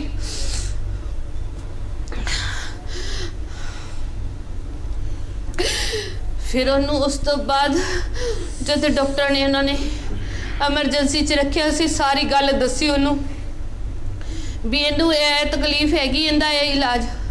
ਸਾਨੂੰ ਨਹੀਂ ਪਤਾ ਜੀ ਉਹਨਾਂ ਨੇ ਕੀ ਇਲਾਜ ਸ਼ੁਰੂ ਕੀਤਾ। ਰਜਿੰਦਰਾ ਹਸਪੀਟਲ ਵਾਲਿਆਂ ਨੇ ਜਿਹੜੇ ਬੱਚੇ ਨਿਤਿਨ ਮੇਰਾ ਦੀਆਂ ਲੱਤਾਂ ਹਜੇ ਵਿੰਗੀਆਂ ਪਈਆਂ ਨੇ, ਉਹਦੀਆਂ ਲੱਤਾਂ ਬਿਲਕੁਲ ਨਹੀਂ ਚੱਲ ਰਹੀਆਂ। ਠੀਕ ਹੈ ਮਾਤਾ ਜੀ, ਮੈਂ ਆਂਦਾ ਵਾਪਸ ਤੁਹਾਡੇ ਕੋਲ। ਤੁਹਾਡਾ ਦੁੱਖ ਦਰਦ ਅਸੀਂ ਸਮਝ ਸਕਦੇ ਹਾਂ। ਮੇਰੇ ਕੋਲ ਸ਼ਾਇਦ ਸ਼ਬਦ ਹੀ ਨਹੀਂ ਹੈ ਬਿਆਨ ਕਰਨ ਵਾਲੇ। ਸਾਡੇ ਪੈਨਲਿਸਟ ਦੀਆਂ ਅੱਖਾਂ 'ਚੋਂ ਵੀ ਜੇ ਅਥਰੂ ਨਿਕਲ ਰਹੇ ਨੇ ਤਾਂ ਤੁਸੀਂ ਸਮਝ ਸਕਦੇ ਹੋ ਕਿ ਕਿੰਨਾ ਦੁੱਖ ਤੇ ਦਰਦ ਅਸੀਂ ਵੀ ਮਹਿਸੂਸ ਕਰ ਰਹੇ ਹਾਂ। ਪਰ ਸਮਝ ਨਹੀਂ ਆਉਂਦੀ ਕਿ ਐਡੀ ਦਰਿੰਦਗੀ ਦੀ ਹੱਦ ਕਿਵੇਂ ਮੁੱਕ ਜਾਂਦੀ ਹੈ, ਕਿਵੇਂ ਕੋਈ ਇਨਸਾਨ ਦਰਿੰਦਾ ਬਣ ਜਾਂਦਾ, ਉਹ ਵੀ ਉਹਨਾਂ ਨੌਜਵਾਨਾਂ ਦੇ ਨਾਲ, ਗੁਰਸਿੱਖ ਮੁੰਡਿਆਂ ਦੇ ਨਾਲ ਜਿਨ੍ਹਾਂ ਦਾ ਕੋਈ ਕਸੂਰ ਵੀ ਨਹੀਂ। ਕਰਨੈਲ ਸਿੰਘ ਪੀਰ ਮੁਹੰਮਦ, ਜਿਹੜੀ ਕਾਰਵਾਈ ਹੋਈ ਹੈ ਇਹ ਬਹੁਤ ਹੈ? ਬਿਲਕੁਲ ਇਹ ਕੋਈ ਕਾਰਵਾਈ ਨਹੀਂ ਹੈਗੀ, ਇਹ ਇੱਕ ਆਈ ਵਾਸ਼ ਕਰਨ ਵਾਲੀ ਗੱਲ ਹੈ। ਜੋ ਕੁਝ ਬੀਬੀ ਸਰਬਜੀਤ ਕੌਰ ਜੀ ਦੱਸ ਰਹੇ ਨੇ, ਇਹ ਜਿਵੇਂ ਪ੍ਰੋਫੈਸਰ ਮਨਜੀਤ ਸਿੰਘ ਜੀ ਨੇ ਦੱਸਿਆ ਹੈ ਕਿ ਪਤਾ ਨਹੀਂ ਕਿੰਨੀਆਂ ਕੁ ਮਾਵਾਂ ਦੇ ਨਾਲ ਇਸ ਤਰ੍ਹਾਂ ਦੇ ਨਾਲ ਬੀਤੀ ਹੈ, ਕਿੰਨੀਆਂ ਭੈਣਾਂ ਦੇ ਨਾਲ ਇਸ ਤਰ੍ਹਾਂ ਦੀ ਬੀਤੀ ਹੈ, ਔਰ ਜਿਨ੍ਹਾਂ ਨੂੰ ਮੌਕਾ ਨਹੀਂ ਮਿਲਿਆ ਕਿ ਉਹ ਮੀਡੀਆ ਦੇ ਵਿੱਚ ਆ ਕੇ ਕੋਈ ਗੱਲ ਦੱਸ ਸਕਣ। ਅੱਜ ਮੀਡੀਆ ਦੇ ਵਿੱਚ ਵੀ ਮੈਂ ਇੱਕ ਗੱਲ ਸਰਦਾਰ ਹਰਪ੍ਰੀਤ ਸਿੰਘ ਜੀ ਕਹਾਂਗਾ ਕਿ ਮੈਂ ਤੁਹਾਨੂੰ ਸ਼ਾਬਾਸ਼ ਦੇਣੀ ਚਾਹਾਂਗਾ ਕਿ ਤੁਸੀਂ ਇਸ ਮਸਲੇ ਦੇ ਉੱਪਰ ਬੜੀ ਗੰਭੀਰਤਾ ਨਾਲ ਇਸ ਮਸਲੇ ਨੂੰ ਲਿਆ। ਨਹੀਂ ਤਾਂ ਅੱਜ ਹੋਰ ਹੀ ਊਟ ਪਤਾਂਗ ਗੱਲਾਂ ਦੇ ਉੱਪਰ ਬੜੀਆਂ ਲੰਮੀਆਂ ਡਿਬੇਟਾਂ ਹੁੰਦੀਆਂ ਨੇ। ਲੇਕਿਨ ਅਫਸੋਸ ਦੀ ਗੱਲ ਕਿ ਕਿਸੇ ਵੀ ਪੰਜਾਬ ਦੇ ਲੀਡਿੰਗ ਪੇਪਰ ਦੇ ਵਿੱਚ, ਕਿਸੇ ਟੀਵੀ ਚੈਨਲ ਦੇ ਉੱਪਰ ਜਿਹੜੀ ਇੰਨੀ ਦਰਿੰਦਗੀ ਭਰੀ ਘਟਨਾ ਹੈ, ਜਦੋਂ ਕਿ ਅਖਬਾਰਾਂ ਹਰ ਵੱਡੇ ਸ਼ਹਿਰ ਤੋਂ ਛਪਦੀਆਂ ਨੇ, ਲੇਕਿਨ ਇਸ ਦੀ ਕਿਤੇ ਵੀ ਭਿਣਕ ਨਹੀਂ ਪਈ। ਤੇ ਸਾਨੂੰ ਵੀ ਉਦੋਂ ਪਤਾ ਲੱਗਾ ਕਿ ਜਦੋਂ ਤੁਸੀਂ ਸਾਨੂੰ ਡਿਬੇਟ ਦੇ ਉੱਤੇ ਬੁਲਾਇਆ ਕਿ ਏਡੀ ਵੱਡੀ ਘਟਨਾ ਵਾਪਰ ਗਈ ਜਾਂ ਸੋਸ਼ਲ ਮੀਡੀਆ ਦੇ ਉੱਪਰ ਹੁਣ ਸਭ ਕੁਝ ਆਉਣਾ ਸ਼ੁਰੂ ਹੋਇਆ। ਸੋ ਜਿਵੇਂ ਵਲਟੋਆ ਸਾਹਿਬ ਨੇ ਦੱਸਿਆ ਕਿ ਸੋਸ਼ਲ ਮੀਡੀਆ ਦਾ ਇੰਨਾ ਬੋਲਬਾਲਾ ਹੋਵੇ ਤੇ ਇੰਨੀ ਹਿੰਮਤ ਹੋਵੇ ਉਹਨਾਂ ਦਰਿੰਦਿਆਂ ਦੀ, ਜਿਹੜੇ ਕਿ ਪੁਲਿਸ ਵਰਦੀ ਦੇ ਵਿੱਚ ਇਸ ਤਰ੍ਹਾਂ ਡਾਕੂਆਂ ਵਾਂਗ ਇਹਨਾਂ ਬੱਚਿਆਂ ਦੇ ਨਾਲ ਜੋ ਉਹਨਾਂ ਨੇ ਹਸ਼ਰ ਕੀਤਾ, ਔਰ ਜਿਹੜਾ ਤਸ਼ੱਦਦ ਤੋਂ ਅੱਗੇ ਜਿਹੜਾ ਸ਼ਰਮਨਾਕ ਕਾਰਾ ਕੀਤਾ, ਅੱਜ ਉਹਨਾਂ ਦੇ ਆਪਣੇ ਵੀ ਪਰਿਵਾਰ ਵਾਲੇ ਦੇਖਦੇ ਹੋਣਗੇ, ਸੁਣਦੇ ਹੋਣਗੇ ਕਿ ਉਹਨਾਂ ਨੂੰ ਲਾਹਣਤਾਂ ਪਾਉਣ ਕਿ ਕਿਸ ਤਰ੍ਹਾਂ ਦੀ ਉਹ ਡਿਊਟੀ ਦੇ ਰਹੇ ਨੇ। ਇਹੋ ਜਿਹੀ ਡਿਊਟੀ ਦੇਣ ਵਾਲੇ ਬੰਦੇ ਨੂੰ ਇੱਕ ਦਿਨ ਵੀ ਪੁਲਿਸ ਵਰਦੀ ਦੇ ਵਿੱਚ ਨਹੀਂ ਰੱਖਣਾ ਚਾਹੀਦਾ, ਔਰ ਇਸ ਦੀ ਜਾਂਚ ਜਿਹੜੀ ਹੈ ਇਹ ਲਮਕਾਉਣੀ ਨਹੀਂ ਚਾਹੀਦੀ। ਆਮ ਤੌਰ ਤੇ ਕੀ ਹੁੰਦਾ, ਕੱਲ ਵੀ ਆਪਾਂ ਗੱਲ ਕੀਤੀ ਸੀ, ਜਾਂਚ ਕਮਿਸ਼ਨ, ਜਾਂਚ ਕਮੇਟੀਆਂ, ਜੁਡੀਸ਼ੀਅਲ ਇਨਕੁਆਇਰੀਆਂ, ਇਹ ਸਿਰਫ ਸਮਾਂ ਲੰਘਾਉਣ ਵਾਸਤੇ ਹੁੰਦੀਆਂ ਨੇ। ਜਦੋਂ ਇੱਕ ਮਾਂ ਬਿਆਨ ਕਰ ਰਹੀ ਹੈ, ਉੱਥੋਂ ਦੇ ਹਾਲਾਤ ਬਿਆਨ ਕਰ ਰਹੇ ਨੇ, ਬੱਚਾ ਜਿਹੜਾ ਹੈ ਉਹ ਮੈਡੀਕਲ ਹਸਪੀਟਲ ਦੇ ਵਿੱਚ ਦਾਖਲ ਹੈ ਔਰ ਸਾਰੀਆਂ ਰਿਪੋਰਟਾਂ ਬਿਆਨ ਕਰ ਰਹੀਆਂ ਨੇ। ਇਹ ਜਿਹੜੀ 311 ਧਾਰਾ ਜਿਹੜੀ ਹੈ, ਹੋਰ ਮਸਲਿਆਂ ਦੇ ਉੱਪਰ ਪੋਲੀਟੀਕਲ ਪ੍ਰੈਸ਼ਰ ਦੇ ਤਹਿਤ ਕਈ ਵੱਡੇ ਵੱਡੇ ਪੁਲਿਸ ਅਫਸਰ ਜਿਹੜੇ ਆ ਜਿੰਦੇ ਵਿੱਚ ਡਿਸਮਿਸ ਕੀਤੇ ਜਾਂਦੇ ਆ, ਉਹ 311 ਧਾਰਾ ਇੱਥੇ ਕਿਉਂ ਨਹੀਂ ਲਾਈ ਜਾਂਦੀ? ਮੈਂ ਤਾਂ ਜਿਹੜੇ ਪਟਿਆਲੇ ਦੇ ਐਸਐਸਪੀ ਸਰਦਾਰ ਮਨਦੀਪ ਸਿੰਘ ਸਿੱਧੂ, ਮੈਂ ਉਹਨਾਂ ਨੂੰ ਬਹੁਤ ਇਹ ਕਰਦਾ ਸੀ ਲਾਈਕ ਕਿ ਉਹ ਬੜੇ ਵਧੀਆ ਅਫਸਰ ਨੇ। ਉਹਨਾਂ ਦੀ ਕਮਾਂਡ ਹੇਠ ਜਿਹੜਾ ਐਡਾ ਵੱਡਾ ਇਹ ਜ਼ੁਲਮ ਹੋਇਆ ਹੈ, ਇਹਦਾ ਜਵਾਬ ਦੇ ਜਿਹੜਾ ਹੈ ਹਰ ਵੱਡੇ ਤੋਂ ਵੱਡੇ ਪੁਲਿਸ ਅਫਸਰ ਨੂੰ, ਡੀਜੀਪੀ ਸਾਹਿਬ ਤੋਂ ਲੈ ਕੇ ਤੇ ਥੱਲੇ ਤੱਕ ਸਾਰਿਆਂ ਨੂੰ ਜਵਾਬਦੇਹ ਹੋਣਾ ਪਵੇਗਾ ਔਰ ਪੰਜਾਬ ਦੇ ਮੁੱਖ ਮੰਤਰੀ ਨੂੰ ਬਿਨਾਂ ਕਿਸੇ ਦੇਰੀ ਦੇ ਔਰ ਆਪੋਜੀਸ਼ਨ ਨੂੰ, ਅੱਜ ਆਪੋਜੀਸ਼ਨ ਹੋਰ ਮਸਲਿਆਂ ਤੇ ਲੜ ਰਹੀ ਹੈ, ਅੱਜ ਇੱਥੇ ਪ੍ਰੈਸ ਕਾਨਫਰੰਸ ਵੀ ਕੀਤੀਆਂ ਨੇ ਆਪੋਜੀਸ਼ਨ ਨੇ, ਪਰ ਇੱਕ ਸ਼ਬਦ ਵੀ ਇਸ ਗੱਲ ਦੇ ਵਿੱਚ ਨਾ ਬੋਲਿਆ ਜਾਣਾ, ਇਹ ਆਪਣੇ ਆਪ ਦੇ ਵਿੱਚ ਬੜਾ ਸ਼ਰਮਨਾਕ ਗੱਲ ਹੈ। ਇਸ ਦੇ ਉੱਪਰ ਸਾਰਿਆਂ ਨੂੰ ਬੋਲਣਾ ਪਵੇਗਾ। ਤੁਹਾਡਾ ਪ੍ਰਤੀਕਰਮ ਜਾਣਨਾ ਕਿਹੜੇ ਯੁੱਗ 'ਚ ਰਹਿੰਦੇ ਆ ਇਹ? ਆਪਾਂ ਅਰਬ ਕੰਟਰੀਆਂ ਨੂੰ ਕਹਿੰਦੇ ਆ ਕਿ ਉੱਥੇ ਜੀ ਵੱਟੇ ਮਾਰ ਕੇ ਮਾਰਦੇ ਆ ਕਿਹੜਾ ਕੰਮ ਚੰਗਾ ਆ? ਅੱਖਾਂ ਦੇ ਸਾਹਮਣੇ ਹੁੰਦਾ, ਕਿਉਂ ਨਹੀਂ? ਬਿਨਾਂ ਕਿਸੇ ਕਸੂਰ ਦੇ ਰਾਜਨੀਤਿਕ ਲੋਕ ਕਿਉਂ ਨਹੀਂ ਨਾ ਗੱਲਾਂ ਲਈ ਸੈਂਸਿਟਿਵ ਹੈਗੇ? ਇਹ ਬਹੁਤ ਹੀ ਘਿਨਾਉਣੀ, ਭਿਆਨਕ ਤੇ ਇਹਦੇ ਨਾਲੋਂ ਇਹ ਆਮ ਮਨੁੱਖੀ ਗੱਲਾਂ ਕੋਈ ਹੋਰ ਹੋ ਨਹੀਂ ਸਕਦੀਆਂ। ਇਹ ਸਾਰੇ ਸੈਂਟਰ ਇਹੋ ਜਿਹੇ ਬੰਦ ਹੋਣੇ ਚਾਹੀਦੇ ਆ। ਬਲਟੋਆ ਸਾਹਿਬ, ਸਵਾਲ ਇਹ ਹੈ ਕਿ ਸਰਬਜੀਤ ਕੌਰ ਜੀ ਕਹਿੰਦੇ ਨੇ ਕਿ ਕੈਪਟਨ ਅਮਰਿੰਦਰ ਸਿੰਘ ਨੇ ਹੱਥ ਦੇ ਵਿੱਚ ਗੁਟਕਾ ਫੜ ਕੇ ਕਸਮ ਖਾਧੀ ਸੀ ਕਿ ਨਸ਼ੇ ਨੂੰ 4 ਹਫ਼ਤਿਆਂ 'ਚ ਖਤਮ ਕਰਾਂਗੇ। ਹੋਰਾਂ ਦਾ ਤਾਂ ਪਤਾ ਨਹੀਂ, ਪਰ ਪੁਲਿਸ ਦਾ ਨਸ਼ਾ ਉਹ ਹਜੇ ਤੱਕ ਨਹੀਂ ਛੁਡਾ ਪਾਏ। ਜੋ ਨਸ਼ੇ ਦੀ ਹਾਲਤ ਵਿੱਚ ਪੁਲਿਸ ਵਾਲਿਆਂ ਨੇ ਕਰਤੂਤ ਕੀਤੀ ਹੈ, ਜੇ ਉਹਨਾਂ ਨੇ ਨਸ਼ਾ ਨਾ ਕੀਤਾ ਹੁੰਦਾ ਤਾਂ ਸ਼ਾਇਦ ਇਹ ਕਾਨੂੰਨੀ ਵਾਰਦਾਤ ਹੁੰਦੀ ਵੀ ਨਾ। ਇਹ ਬਿਲਕੁਲ ਸੱਚਾਈ ਵਿੱਚ ਕੋਈ ਦੁਰਾਵਾ ਨਹੀਂ ਗਿਆ। ਜਿਸ ਤਰ੍ਹਾਂ ਬੱਚਿਆਂ ਨੇ ਜ਼ਿਕਰ ਕੀਤਾ ਤੇ ਉਹਦੇ ਪੇਰੈਂਟਸ ਨੂੰ ਜ਼ਿਕਰ ਕਰਦੇ, ਜਿਸ ਤਰ੍ਹਾਂ ਦੀ ਕਹਾਣੀ ਹੈ ਸਾਰੀ, ਔਰ ਰਾਤ ਦੇ ਸਮੇਂ ਜਿਸ ਤਰੀਕੇ ਨਾਲ ਬੱਚਿਆਂ ਦੇ ਉੱਤੇ ਤਸ਼ੱਦਦ ਕੀਤਾ ਗਿਆ ਹੈ, ਇਹ ਕੋਈ ਨਾਰਮਲ ਬੰਦਾ ਨਹੀਂ ਕਰ ਸਕਦਾ। ਇਹ ਕੋਈ ਨਸ਼ੇ ਦੇ ਵਿੱਚ ਜਿਹੜੇ ਨੇ, ਕਿਉਂਕਿ ਦੇਖੋ ਆਮ ਦੇਖਿਆ ਹੈ ਕਿ ਸਾਰੀ ਪੁਲਿਸ ਨਹੀਂ ਮਾੜੀ, ਬੜੇ ਚੰਗੇ ਚੰਗੇ ਉਹਦੇ ਵਿੱਚ ਕਰਮਚਾਰੀ ਨੇ, ਅਧਿਕਾਰੀ ਨੇ, ਪਰ ਇੱਕ ਜਿਹੜੀ ਪੁਲਿਸ ਆ ਸ਼ਾਮਾਂ ਤੋਂ ਬਾਅਦ ਅੱਧੀ ਰੱਜੀ ਵੀ ਹੁੰਦੀ ਹੈ, ਤੇ ਜਦੋਂ ਬੰਦਾ ਅੱਧਾ ਰੱਜ ਜਾਂਦਾ ਹੈ ਤੇ ਫਿਰ ਸਤਿਗੁਰੂ ਸੱਚੇ ਪਾਤਸ਼ਾਹ ਨੇ ਕਿਹਾ ਵੀ ਜਿਤ ਪੀਤੇ ਮਤ ਵਿਸਰੇ ਬਰਲ ਪਵੇ ਵਿੱਚ ਆਏ, ਜਿਹਦੇ ਪੀਤਿਆਂ ਮਤ ਦੂਰ ਚੱਲ ਜਾਂਦੀ ਹੈ ਤੇ ਬੰਦਾ ਕਮਲਾ ਹੋ ਜਾਂਦਾ ਹੈ, ਤੇ ਕਮਲਾ ਹੋ ਕੇ ਡਿਊਟੀ ਤੇ ਜਾਊਗਾ ਤੇ ਫਿਰ ਕੋਈ ਨਾ ਕੋਈ ਕਮਲ ਕਦਾਊਗਾ। ਇਹ ਸਭ ਤੋਂ ਵੱਡੀ ਦੁੱਖ ਵਾਲੀ ਗੱਲ। ਦੂਸਰੀ ਗੱਲ ਰਹਿ ਗਈ ਜੀ ਕੈਪਟਨ ਅਮਰਿੰਦਰ ਸਿੰਘ ਜੀ ਦੀ, ਕਿ ਉਹਨਾਂ ਨੇ ਜਿਹੜਾ ਬਠਿੰਡੇ ਵਿਖੇ ਸਹੁੰ ਖਾਧੀ, ਤਖਤ ਦਮਦਮਾ ਸਾਹਿਬ ਵੱਲ ਨੂੰ ਮੂੰਹ ਕਰਕੇ, ਔਰ ਸਭ ਤੋਂ ਵੱਡੀ ਸਾਡੇ ਪਵਿੱਤਰ ਗੁਰਬਾਣੀ ਹੈ, ਤੇ ਮੈਂ ਕਿਹਾ ਇਹਦਾ ਲੇਖਾ ਜੋਖਾ ਕੈਪਟਨ ਅਮਰਿੰਦਰ ਸਿੰਘ ਜੀ ਕਿੱਥੇ ਦੇਣਗੇ? ਕਿ ਇਹ ਭੁੱਲ ਗਏ ਕਿ ਪਹਿਲੀ ਤਾਂ ਗੱਲ ਕਿ ਸਹੁੰ ਮਾੜੀ, ਤੇ ਫਿਰ ਗੁਰਬਾਣੀ ਮੱਥੇ ਨੂੰ ਲਾ ਕੇ ਦਮਦਮਾ ਸਾਹਿਬ ਵੱਲ ਨੂੰ ਮੂੰਹ ਕਰਕੇ ਗੁਰੂ ਗੋਬਿੰਦ ਸਿੰਘ ਦੀ ਸਹੁੰ ਖਾ ਕੇ ਅੱਜ ਤੁਸੀਂ ਕਹਿੰਦੇ ਜੇ ਮੈਂ ਨਸ਼ਾ ਖਤਮ ਕਰਨ ਦੀ ਨਹੀਂ ਖਾਧੀ, ਮੈਂ ਲੱਕ ਤੋੜਨ ਦੀ ਖਾਧੀ। ਤੁਸੀਂ ਲੱਕ ਤੋੜਨ ਦੀ ਛੱਡ ਕੇ ਤੁਸੀਂ ਤੇ ਇਹ ਉਂਗਲ ਨਹੀਂ ਤੋੜ ਸਕੇ। ਅੱਜ ਜੋ ਕੁਛ ਵਾਪਰ ਰਿਹਾ ਪੰਜਾਬ 'ਚ, ਨਿੱਤ ਦਿਹਾੜੇ ਨੌਜਵਾਨਾਂ ਦੀਆਂ ਮੌਤਾਂ ਹੋ ਰਹੀਆਂ ਨੇ ਜਿਸ ਤਰੀਕੇ ਨਾਲ ਨਸ਼ੇ ਦੀ ਓਵਰਡੋਜ਼ ਦੇ ਨਾਲ, ਔਰ ਪੁਲਿਸੀਆ ਤੰਤਰ ਜਿਹੜਾ ਆ ਜਿਹਦੇ ਉੱਤੇ ਤੁਸੀਂ ਜਿਨ੍ਹਾਂ ਨੇ ਲਾਅ ਐਂਡ ਆਰਡਰ ਮੇਨਟੇਨ ਕਰਨਾ, ਉਹ ਰਾਤ ਨੂੰ ਸ਼ਰਾਬਾਂ ਪੀ ਕੇ ਰੱਜ ਕੇ ਜਿਹੜਾ ਆ ਪੰਜਾਬ ਦੇ ਵਿੱਚ ਨੌਜਵਾਨਾਂ ਦੇ ਨਾਲ ਅਜਿਹੀਆਂ ਘਟਨਾਵਾਂ ਕਰਦੇ ਨੇ ਕਿ ਹਰ ਇੱਕ ਦਾ ਦਿਲ ਦੁਖਦਾ ਹੈ। ਠੀਕ ਹੈ, ਬਿਲਕੁਲ ਠੀਕ ਹੈ। ਮੈਂ ਆ ਰਿਹਾ ਤੁਹਾਡੇ ਕੋਲ ਵਾਪਸ। ਜਿਹੜੇ ਇਹ ਲੋਕ ਸੀ ਜਿਸ ਥਾਣੇ 'ਚ ਵਾਪਰੀ ਹੈ, ਉਸ SHO ਤੇ ਸਾਰੇ ਪੁਲਿਸ ਕਰਮਚਾਰੀਆਂ ਤੇ ਔਰ ਇਹਨਾਂ ਦੇ ਉੱਤੇ ਬਕਾਇਦਾ ਜਿਹੜੀ ਹੈ ਮੁਕੱਦਮਾ ਦਰਜ ਕਰਕੇ ਕਾਰਵਾਈ ਹੋਣੀ ਚਾਹੀਦੀ, ਸਸਪੈਂਡ ਸਾਰੇ ਹੋਣੇ ਚਾਹੀਦੇ। ਠੀਕ ਹੈ ਸਰਬਜੀਤ ਕੌਰ ਜੀ, ਇੱਕ ਆਖਰੀ ਸਵਾਲ ਤੁਹਾਡੇ ਤੋਂ ਪੁੱਛਾਂਗੇ ਕਿ ਹੁਣ ਨਿਆਇਕ ਜਾਂਚ ਦੀ ਵੀ ਗੱਲ ਕੀਤੀ ਜਾ ਰਹੀ ਹੈ ਕਿ ਨਿਆਇਕ ਜਾਂਚ ਹੋਏਗੀ, ਹੁਣ ਤੁਸੀਂ ਕੀ ਚਾਹੁੰਦੇ ਹੋ? ਤੁਸੀਂ ਕੀ ਡਿਮਾਂਡ ਕਰਦੇ ਹੋ ਸਰਕਾਰ ਤੋਂ, ਪ੍ਰਸ਼ਾਸਨ ਤੋਂ?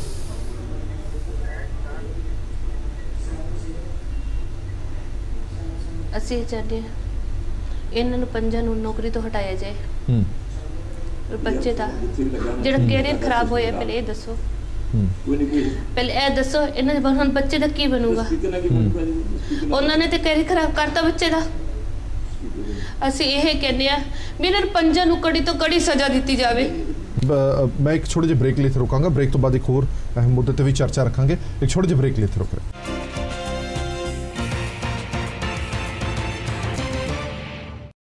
ਬ੍ਰੇਕ ਤੋਂ ਬਾਅਦ ਦਰਸ਼ਕਾਂ ਦਾ ਇੱਕ ਵਾਰ ਫਿਰ ਤੋਂ ਸਵਾਗਤ ਹੈ। ਸਾਡੀ ਵਿਚਾਰ ਚਰਚਾ ਜਾਰੀ ਹੈ। ਇੱਕ ਅਹਿਮ ਹੋਰ ਮੁੱਦੇ ਤੇ ਲੋਕਾਂ ਦਾ ਧਿਆਨ ਦਿਵਾਉਣਾ ਚਾਹੁੰਦੇ ਹਾਂ, ਡੋਪ ਦਾ ਮੁੱਦਾ। ਸਰਕਾਰ ਕਹਿੰਦੀ ਸੀ ਕਿ ਡੋਪ ਟੈਸਟ ਕਰਾਏ ਜਾਣਗੇ ਸਰਕਾਰੀ ਮੁਲਾਜ਼ਮਾਂ ਦੇ ਵੀ, ਔਰ ਜਿੰਨੇ ਵੀ ਮੰਤਰੀ ਨੇ ਭਾਵੇਂ ਉਹ ਵਿਧਾਇਕ ਨੇ ਆਪਣੀ ਮਰਜ਼ੀ ਦਾ ਡੋਪ ਟੈਸਟ ਕਰਾ ਸਕਦੇ ਨੇ। ਯੂਥ ਕਾਂਗਰਸ ਨੇ ਵੀ ਇਹ ਬੜੇ ਜ਼ੋਰਾਂ ਸ਼ੋਰਾਂ ਨਾਲ ਕਿਹਾ ਸੀ ਕਿ ਇੱਕ ਵਰਕਰ ਦਾ ਡੋਪ ਟੈਸਟ ਹੋਏਗਾ। ਡੋਪ ਟੈਸਟ ਤੋਂ ਜਿੰਨੀ ਹੋਪ ਸੀ ਕਿ ਉਹ ਹੋਪ ਖਤਮ ਹੋ ਗਈ ਹੈ, ਕਿਉਂਕਿ ਨਾ ਤਾਂ ਕੋਈ ਸਰਕਾਰੀ ਮੁਲਾਜ਼ਮ ਦਾ ਡੋਪ ਟੈਸਟ ਹੋ ਰਿਹਾ, ਨਾ ਕਿਸੇ ਮੰਤਰੀ ਦਾ, ਨਾ ਵਿਧਾਇਕ ਦਾ। ਈਵਨ ਮੁੱਖ ਮੰਤਰੀ ਸਾਹਿਬ ਨੇ ਕਿਹਾ ਸੀ ਕਿ ਮੈਂ ਆਪਣਾ ਡੋਪ ਟੈਸਟ ਵੀ ਕਰਾਵਾਂਗਾ, ਉਹ ਵੀ ਨਹੀਂ ਹੋ ਰਿਹਾ। ਇੱਕ ਹੋਰ ਅਹਿਮ ਖਬਰ ਇਹ ਵੀ ਆ ਰਹੀ ਹੈ ਕਿ ਪੂਰੇ ਪੰਜਾਬ ਦੇ ਵਿੱਚ ਜੇ ਡੋਪ ਟੈਸਟ ਹੋ ਰਹੇ ਨੇ ਤਾਂ ਉਹਨਾਂ ਲੋਕਾਂ ਦੇ ਹੋ ਰਹੇ ਨੇ ਜਿਨ੍ਹਾਂ ਨੇ ਲਾਇਸੈਂਸੀ ਹਥਿਆਰ ਲੈਣੇ ਨੇ। ਉਹ ਵੀ ਡੋਪ ਟੈਸਟ ਦੀਆਂ ਜਿਹੜੀਆਂ ਕਿੱਟਾਂ ਨੇ ਉਹ ਹਰ ਸਰਕਾਰੀ ਹਸਪਤਾਲ ਦੇ ਵਿੱਚ ਵੱਖ-ਵੱਖ ਰੇਟ ਦੇ ਵਿੱਚ ਉਪਲਬਧ ਨੇ। ਇਹ ਵੀ ਕਿਹਾ ਜਾ ਰਿਹਾ ਕਿ ਉਹ ਡੋਪ ਕਿੱਟਾਂ ਨੇ ਜਿਹੜੀਆਂ ਸਰਕਾਰੀ ਮੁਲਾਜ਼ਮਾਂ ਨੂੰ ਲੱਗਣੀਆਂ ਸੀਗੀਆਂ, ਉਹ ਡੋਪ ਟੈਸਟ ਲਈ ਕਿੱਟਾਂ ਜਿਹੜੀਆਂ ਨੇ ਉਹ ਹੁਣ ਅਸਲਾ ਲੈਣ ਵਾਲੇ ਲੋਕਾਂ ਦੇ ਲੱਗ ਰਹੀਆਂ ਨੇ। ਕਿਤੇ 1500 ਦੀ ਡੋਪ ਟੈਸਟ ਕਿੱਟ ਮਿਲ ਰਹੀ ਹੈ, ਕਿਤੇ 2500 ਦੀ, ਕਿਤੇ 5000 ਰੁਪਏ ਦੀ, ਔਰ ਇਹਦੇ ਵਿੱਚ ਇੱਕ ਵੱਡਾ ਘੁਟਾਲਾ ਹੋਣ ਦੇ ਵੀ ਅੰਦੇਸ਼ੇ ਪ੍ਰਗਟਾਏ ਜਾ ਰਹੇ ਨੇ। ਇੱਕ ਲੀਡਿੰਗ ਨਿਊਜ਼ਪੇਪਰ ਨੇ ਇਸ ਦਾ ਖੁਲਾਸਾ ਵੀ ਕੀਤਾ ਹੈ। ਇਸੇ ਤੇ ਵਿਚਾਰ ਚਰਚਾ ਲੈ ਕੇ ਹਾਜ਼ਰ ਹੋਏ ਆ। ਸਾਡੇ ਨਾਲ ਇੱਕ ਹੋਰ ਮਹਿਮਾਨ ਕਾਂਗਰਸ ਦੇ, ਪੰਜਾਬ ਕਾਂਗਰਸ ਦੇ ਬੁਲਾਰੇ ਨਵਜੋਤ ਦਹੀਆ ਸਾਹਿਬ ਵੀ ਜੁੜ ਗਏ ਨੇ। ਸਵਾਗਤ ਹੈ ਸਾਰੇ ਮਹਿਮਾਨਾਂ ਦਾ। ਦਹੀਆ ਸਾਹਿਬ, ਮੈਂ ਸ਼ੁਰੂਆਤ ਤੁਹਾਡੇ ਤੋਂ ਕਰਾਂਗਾ।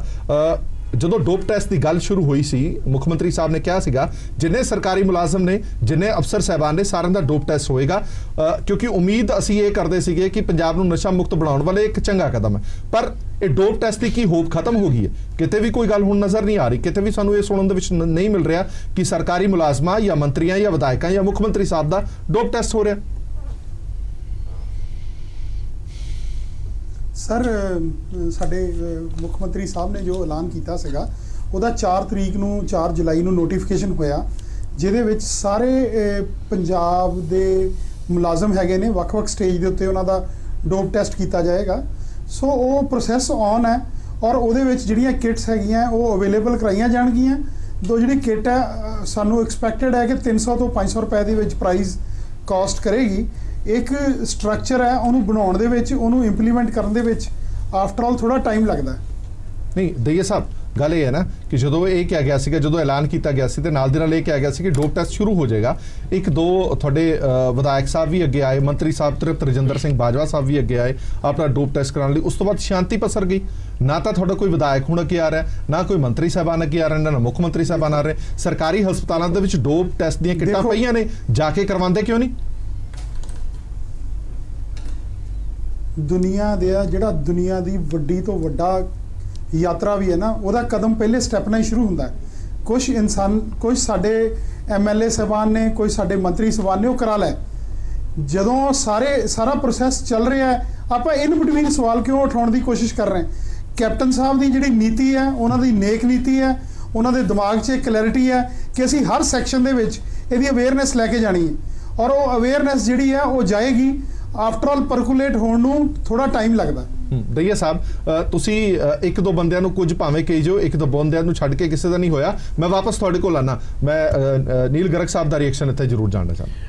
ਸਰ ਬੇਸਿਕਲੀ ਜਿਹੜਾ ਹੈਗਾ ਨਾ ਇਹ ਮੁੱਦੇ ਨੂੰ ਭਟਕਾਤਾ ਡੋਪ ਟੈਸਟ ਦੇ ਨਾਲ, ਕਿਉਂਕਿ ਉਹਨਾਂ ਦੇ ਨਾਲ ਚ ਪੰਜਾਬ ਦੇ ਵਿੱਚ ਹੈਗਾ ਕਰੋ ਜਾਂ ਮਰੋ ਦੀ ਮੁਹਿੰਮ ਚੱਲ ਰਹੀ ਸੀ ਔਰ ਕੈਪਟਨ ਸਾਹਿਬ ਨੇ ਬਾਕੀ ਬੜੀ ਵਧੀਆ ਨੀਤੀ ਚੱਲੀ ਕਿ ਉਹਨਾਂ ਨੇ ਮੁੱਦੇ ਤੋਂ ਹੀ ਭਟਕਾਤਾ। ਪਰ ਮੇਰਾ ਸਵਾਲ ਇਹ ਹੈਗਾ ਕਿ ਡੋਪ ਟੈਸਟ ਜਿਹੜਾ ਹੈਗਾ ਕਿ ਉਹ ਕਾਰਗਰ ਹਥਿਆਰ ਹੈਗਾ ਨਸ਼ੇ ਨੂੰ ਰੋਕਣ ਵਾਸਤੇ? ਜੇਕਰ ਤੁਸੀਂ ਡੋਪ ਟੈਸਟ ਕਰਨੇ ਹੈ, ਜਿੱਦਾਂ ਤੁਸੀਂ ਪਹਿਲੇ ਵਾਲੇ ਮੁੱਦੇ 'ਚ ਆਪਾਂ ਗੱਲ ਕਰ ਰਹੇ ਸੀ, ਜੇ ਡੋਪ ਟੈਸਟ ਸਰਕਾਰੀ ਮੁਲਾਜ਼ਮਾਂ ਦਾ ਕਰਾਉਣਾ ਤਾਂ ਪੁਲਿਸ ਦਾ ਕਰਾਉਣਾ ਜ਼ਰੂਰੀ ਹੈ, ਬਾਕੀ ਹੋਰ ਉਹਨੇ ਕੀ ਕਰਨਾ? ਮੈਨੂੰ ਤਾਂ ਇਹ ਲੱਗਦਾ ਕਿ ਡੋਪ ਟੈਸਟ ਦੇ ਜ਼ਰੀਏ ਜਿਸ ਤਰੀਕੇ ਨਾਲ ਇੱਕ ਲੀਡਿੰਗ ਅਖਬਾਰ ਦੇ ਵਿੱਚ ਇਹ ਖਬਰ ਛਪੀ ਹੈ ਕਿ ਅੱਡ-ਅੱਡ ਥਾਂ ਤੇ ਪੈਸੇ ਇਕੱਠੇ ਕੀਤੇ ਜਾ ਰਹੇ ਆ, ਇਹਨਾਂ ਨੇ ਪੰਜਾਬ ਸਰਕਾਰ ਨੇ ਸ਼ਾਇਦ ਆਪਣਾ ਖਜ਼ਾਨਾ ਭਰਨ ਦੀ ਨੀਤੀ ਤੇ ਚੱਲ ਪਏ ਆ। ਉਹਨਾਂ ਦਾ ਇਹੀ ਇੱਕ ਮਨਸ਼ਾ ਹੈਗੀ ਔਰ ਖਜ਼ਾਨਾ ਜਿਹੜਾ ਉਹਨਾਂ ਨੇ ਭਰਨਾ ਹੈ ਉਹ ਕੋਈ ਲੋਕਾਂ ਨੂੰ ਸਹੂਲਤਾਂ ਨਹੀਂ ਦੇਣੀਆਂ, ਕੋਈ ਸਿਹਤ ਸਹੂਲਤਾਂ ਨਹੀਂ ਦੇਣੀਆਂ, ਕੋਈ ਐਜੂਕੇਸ਼ਨ ਨਹੀਂ ਦੇਣੀ, ਕੋਈ ਖਾਲੀ ਅਸਾਮੀਆਂ ਨਹੀਂ ਭਰਨੀਆਂ। ਉਹ ਜਿਹੜਾ ਖਜ਼ਾਨਾ ਭਰ ਰਹੇ ਆ ਉਹ ਪਹਿਲਾਂ ਬੀਬੀ ਭੱਠਲ ਦਾ 84 ਲੱਖ ਰੁਪਏ ਦਾ ਕਰਜ਼ਾ ਪਹਿਲਾਂ ਮਾਫ ਕਰਤਾ ਕਰਾਇਆ ਤੇ 42 ਲੱਖ ਰੁਪਏ ਦਾ ਹੋਰ ਕਰ ਦੇਣਾ। ਹੋਰ ਇਹਨਾਂ ਨੇ ਡੋਪ ਟੈਸਟ ਦੇ ਥਰੂ ਕੀ ਕਰਨਾ ਹੈਗਾ? ਤੁਸੀਂ ਇੱਕ ਹੋਰ ਦੇਖੋ, ਇਹ ਡੋਪ ਟੈਸਟ ਦੀ ਕ੍ਰੈਡੀਬਿਲਿਟੀ ਤੇ ਵੈਸੇ ਹੀ ਸ਼ੱਕ ਹੈਗਾ। ਮਤਲਬ ਤੁਸੀਂ ਉਸੇ ਅਖਬਾਰ ਦੇ ਵਿੱਚ ਖਬਰ ਲੱਗੀ ਹੈ ਤੇ ਪਹਿਲਾਂ ਇੰਨੇ ਹਜ਼ਾਰ ਦਾ ਨੈਗੇਟਿਵ ਪੋਜ਼ਿਟਿਵ ਆ ਗਿਆ, ਉਸ ਤੋਂ ਬਾਅਦ ਕਰਾਇਆ ਤੇ ਸਿਰਫ 5 ਰਹਿ ਗਏ। ਔਰ ਤੁਸੀਂ ਮੁਕਤਸਰ ਦਾ ਸਟ੍ਰਿੰਗ ਦੇਖਿਆ ਸੀ, ਮੁਕਤਸਰ ਦੇ ਵਿੱਚ ਜਿਹੜਾ ਡੋਪ ਟੈਸਟ ਹੈਗਾ ਉਹ ਸ਼ਰੇਆਮ ਕਹਿ ਰਹੇ ਆ 3000 ਰੁਪਏ ਦੇ ਉਹਦੇ ਜਿੰਨਾ ਮਰਜ਼ੀ ਰਿਜ਼ਲਟ ਲੈ ਲਓ, ਕਿਹੜੇ ਡੋਪ ਟੈਸਟ ਦੀ ਗੱਲ ਕਰਦੇ? ਮੈਂ ਆਂਦਾ ਵਾਪਸ ਇੱਕ ਮਿੰਟ ਵਲਟੋਆ ਸਾਹਿਬ ਦਾ ਰਿਐਕਸ਼ਨ ਲੈ ਲਈਏ, ਫਿਰ ਵਾਪਸ ਆਣਾ ਮੈਂ ਨਵਜੋਤ ਸਾਹਿਬ ਕੋਲ। ਵਲਟੋਆ ਸਾਹਿਬ, ਨਵਜੋਤ ਦਈਆ ਸਾਹਿਬ ਸਾਡਾ ਮੌਜੂਦ ਨੇ, ਬੁਲਾਰ ਨੇ ਪੰਜਾਬ ਕਾਂਗਰਸ ਦੇ। ਉਹ ਕਹਿੰਦੇ ਨੇ ਕਿ ਇੱਕ ਪ੍ਰੋਸੈਸ ਹੈ, ਇਹਨੂੰ ਟਾਈਮ ਲੱਗੇਗਾ। ਭਾਵੇਂ ਉਹ ਸ਼੍ਰੋਮਣੀ ਅਕਾਲੀ ਦਲ ਹੋਵੇ ਜਾਂ ਆਮ ਆਦਮੀ ਪਾਰਟੀ ਹੋਵੇ, ਦੋਵਾਂ ਨੇ ਸਵਾਲ ਚੁੱਕਿਆ ਸੀਗਾ ਵੀ ਬੜਾ ਰੌਲਾ ਪਾਇਆ ਸੀ ਡੋਪ ਟੈਸਟ ਦਾ। ਹੁਣ ਕਿੱਥੇ ਹੈ ਡੋਪ ਟੈਸਟ?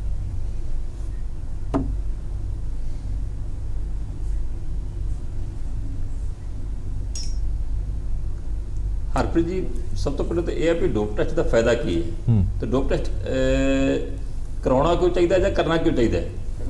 ਡੋਪ ਟੈਸਟ ਦੇ ਵਿੱਚ ਪਤਾ ਲੈਣਾ ਇਹ ਹੁੰਦਾ ਹੈ ਕਿ ਇਹ ਵਿਅਕਤੀ ਕਿਸੇ ਤਰ੍ਹਾਂ ਦਾ ਕੋਈ ਨਸ਼ਾ ਕਰਦਾ ਹੈ ਔਰ ਜਿਸ ਬੰਦੇ ਨੂੰ ਪਤਾ ਕਿ ਮੈਂ ਡੋਪ ਟੈਸਟ ਕਰਾਉਣ ਜਾ ਰਿਹਾ ਹਾਂ ਤੇ ਕੁਝ ਘੰਟਿਆਂ ਬਾਅਦ ਆਪਣੇ ਆਪ ਕਿਸੇ ਵੀ ਤਰ੍ਹਾਂ ਦਾ ਕੋਈ ਨਸ਼ਾ ਕੀਤਾ ਹੋਵੇ ਤੇ ਉਹਦੇ ਜਿਹੜੇ ਅੰਦਰੂਨੀ ਹੈ ਜਾਂ ਯੂਰਿਨ ਹੈ ਉਹਦੇ ਵਿੱਚੋਂ ਵੀ ਖਤਮ ਹੋ ਜਾਂਦਾ ਹੈ। ਉਹਦਾ ਜਿਹੜਾ ਟੈਸਟ ਹੈ ਉਹ ਮਤਲਬ ਨੈਗੇਟਿਵ ਨਹੀਂ ਆਊਗਾ, ਪੋਜ਼ਿਟਿਵ ਹੀ ਆਊਗਾ।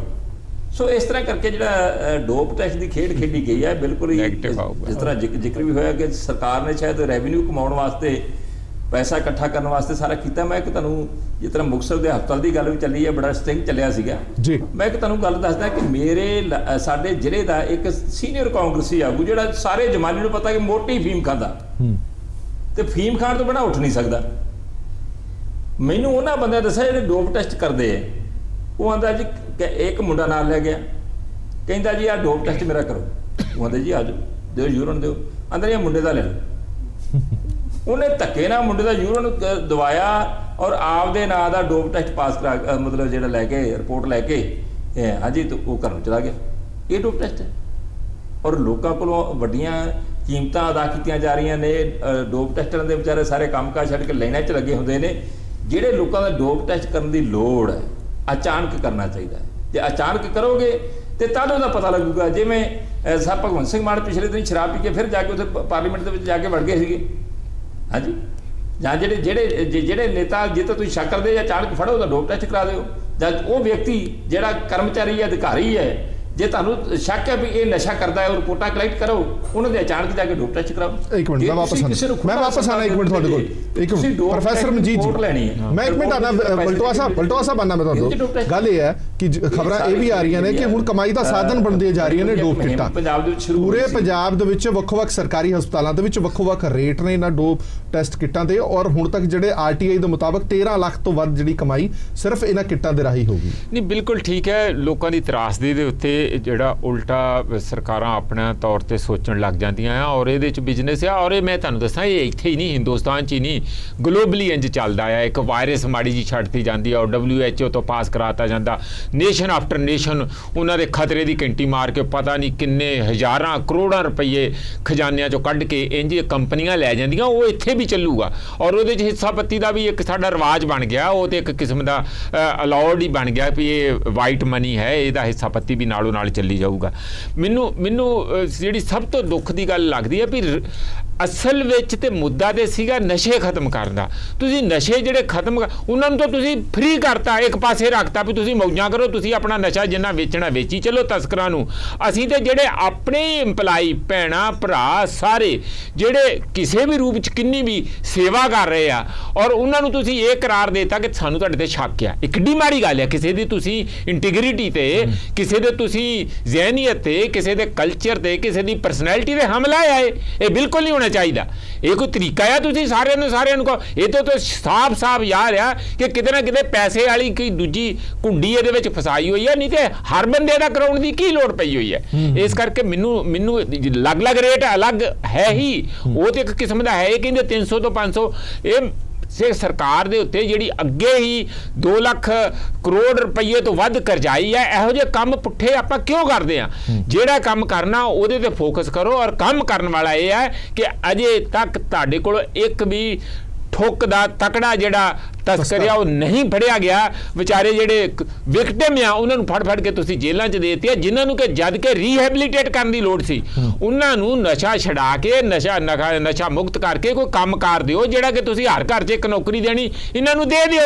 18-19 ਹਜ਼ਾਰ ਜਿਹੜੇ ਸਾਰੇ ਰੀਹੈਬਿਲਿਟੇਟ ਹੋ ਜਾਣ। ਇਹ ਗੱਲ ਜਿਹੜੀ ਹੈ ਬਿਲਕੁਲ ਤੁਹਾਡੀ ਗੱਲ ਠੀਕ ਹੈ। ਤੁਸੀਂ ਜਿਹੜੀ ਨੋਟਿਸ 'ਚ ਲਿਆਂਦੀ ਹੈ ਇਹ ਤਰੀਕੇ ਠੀਕ ਨਹੀਂ ਹੈਗੇ। ਇਹ ਇਹਨਾਂ ਲੋਕਾਂ ਦੀਆਂ ਤਰਾਸਦੀਆਂ ਦੇ ਉੱਤੇ ਆਪਣੀਆਂ ਜੇਬਾਂ ਵੱਲ ਧਿਆਨ ਦੇਣਾ ਇਹ ਬਹੁਤ ਮਾੜੀ ਗੱਲ ਹੈ। ਜੀ ਤੁਹਾਡਾ ਰਿਐਕਸ਼ਨ ਫਿਰ ਮੈਂ ਜਾਣਨਾ ਉਹਨੂੰ। ਹਾਂ ਦੇਖੋ ਜਿਹੜੇ ਸਰਦਾਰ ਤ੍ਰਿਪਤ ਰਜਿੰਦਰ ਸਿੰਘ ਬਾਜਵਾ ਨੇ ਪੰਜਾਬ ਦੇ ਪਿੰਡੂ ਵਿਕਾਸ ਮੰਤਰੀ ਉਹ ਸਭ ਤੋਂ ਪਹਿਲਾਂ ਆਏ ਸੀ ਡੋਪ ਟੈਸਟ ਵਾਸਤੇ। ਤਾਂ ਮੈਂ ਉਹਨਾਂ ਨੂੰ ਸਪੈਸ਼ਲ ਮਿਲਣ ਗਿਆ ਕਿ ਉਹਨਾਂ ਦਾ ਧੰਨਵਾਦ ਕਰਨ ਵਾਸਤੇ ਕਿਉਂਕਿ ਉਹਨਾਂ ਨੇ ਬੜੀ ਵੱਡੀ ਇੱਕ ਸਟੇਟਮੈਂਟ ਦਿੱਤੀ ਸੀ ਕਿ ਜਿਹੜੀਆਂ ਪੰਚਾਇਤ ਦੀਆਂ ਇਲੈਕਸ਼ਨਾਂ ਹੋਣਗੀਆਂ ਉਹਨਾਂ ਦੇ ਵਿੱਚ ਜਿਹੜੇ ਸਰਪੰਚ ਨੇ ਜਾਂ ਪੰਚ ਨੇ ਉਹਨਾਂ ਦੇ ਵੀ ਡੋਪ ਟੈਸਟ ਲਏ ਜਾਣਗੇ। ਤੇ ਮੈਂ ਜਦੋਂ ਉਹਨਾਂ ਨੂੰ ਮਿਲਿਆ ਤਾਂ ਮੈਂ ਆਖਿਆ ਜੀ ਤੁਹਾਡਾ ਧੰਨਵਾਦ ਕਿ ਤੁਸੀਂ ਬਹੁਤ ਵੱਡਾ ਪਹਿਲਾਂ ਤਾਂ ਆਪਣਾ ਡੋਪ ਟੈਸਟ ਕਰਵਾਇਆ, ਹੁਣ ਤੁਸੀਂ ਪੰਚਾਇਤਾਂ ਬਾਰੇ ਜਿਹੜਾ ਤੁਸੀਂ ਆਪਣੇ ਮਹਿਕਮੇ ਦੀ ਗੱਲ ਕੀਤੀ ਹੈ। ਉਹ ਕਹਿੰਦੇ ਜੀ ਇਹ ਤਾਂ ਮੈਂ ਕਰਕੇ ਦੇਖੋ ਇਹ ਜਿਹੜੀ ਸਾਰੀ ਅਪਰੂਵਲ ਇਹ ਹੋ ਗਈ ਹੈ। ਤਾਂ ਮੈਨੂੰ ਬੜੀ ਹੈਰਾਨੀ ਹੋਈ ਕਿ ਆ ਥੋੜੇ ਦਿਨ ਪਹਿਲਾਂ ਉਹਨਾਂ ਕੋਲੋਂ ਜਿਵੇਂ ਉਹਨਾਂ ਨੇ ਕੋਈ ਗਲਤੀ ਕੀਤੀ ਹੁੰਦੀ ਹੈ ਉਹਨਾਂ ਕੋਲੋਂ ਸਪਸ਼ਟੀਕਰਨ ਦਵਾਇਆ ਗਿਆ ਅਖਬਾਰਾਂ ਦੇ ਵਿੱਚ ਕਿ ਡੋਪ ਟੈਸਟ ਦੀ ਕੋਈ ਜ਼ਰੂਰਤ ਨਹੀਂ। ਸੋ ਵਿਲ ਪਾਵਰ ਤੋਂ ਬਗੈਰ ਜਿੰਨੀ ਦੇਰ ਤੱਕ ਸਾਡੀ ਇੱਛਾ ਸ਼ਕਤੀ ਨਸ਼ਿਆਂ ਨੂੰ ਖਤਮ ਕਰਨ ਵਾਸਤੇ ਰਾਜਨੀਤਿਕ ਤੰਤਰ, ਪੁਲਿਸ ਤੰਤਰ ਤੇ ਸਾਡਾ ਸਮਾਜਿਕ ਤੰਤਰ ਜਿਹੜਾ ਇਸ ਦੀ ਜਿਹੜੀ ਇੱਕ ਰਲਗੱਡ ਕਿ ਇੱਕ ਮਾਨਤਾ ਦਿੱਤੀ ਹੋਈ ਕਿ ਫੀਮ ਖਾਣੀ ਇਹ ਕੋਈ ਨਸ਼ਾ ਨਹੀਂ ਹੈਗਾ, ਸ਼ਰਾਬ ਪੀਣੀ ਇਹ ਕੋਈ ਨਸ਼ਾ ਨਹੀਂ ਹੈਗਾ। ਇਹ ਜਿਹੜੇ ਨਸ਼ੇ ਨੇ ਇਹਨਾਂ ਨੂੰ ਜੜ ਤੋਂ ਕੱਢਣ ਵਾਸਤੇ ਸਾਨੂੰ ਅੱਜ ਚਿੱਟੇ ਦਾ ਰੌਲਾ ਪੈ ਰਿਹਾ ਲੇਕਿਨ ਸ਼ਰਾਬ ਨੂੰ ਕੋਈ ਅਹਿਮੀਅਤ ਨਹੀਂ ਕਿ ਉਹ ਸ਼ਰਾਬ ਪੀਣੀ ਕੋਈ ਵੱਡੀ ਵੱਡੀ ਗੱਲ ਨਹੀਂ ਹੈਗੀ, ਫੀਮ ਖਾਣੀ ਕੋਈ ਵੱਡੀ ਗੱਲ ਨਹੀਂ, ਭੁੱਕੀ ਪੀਣੀ ਕੋਈ ਵੱਡੀ ਗੱਲ ਨਹੀਂ।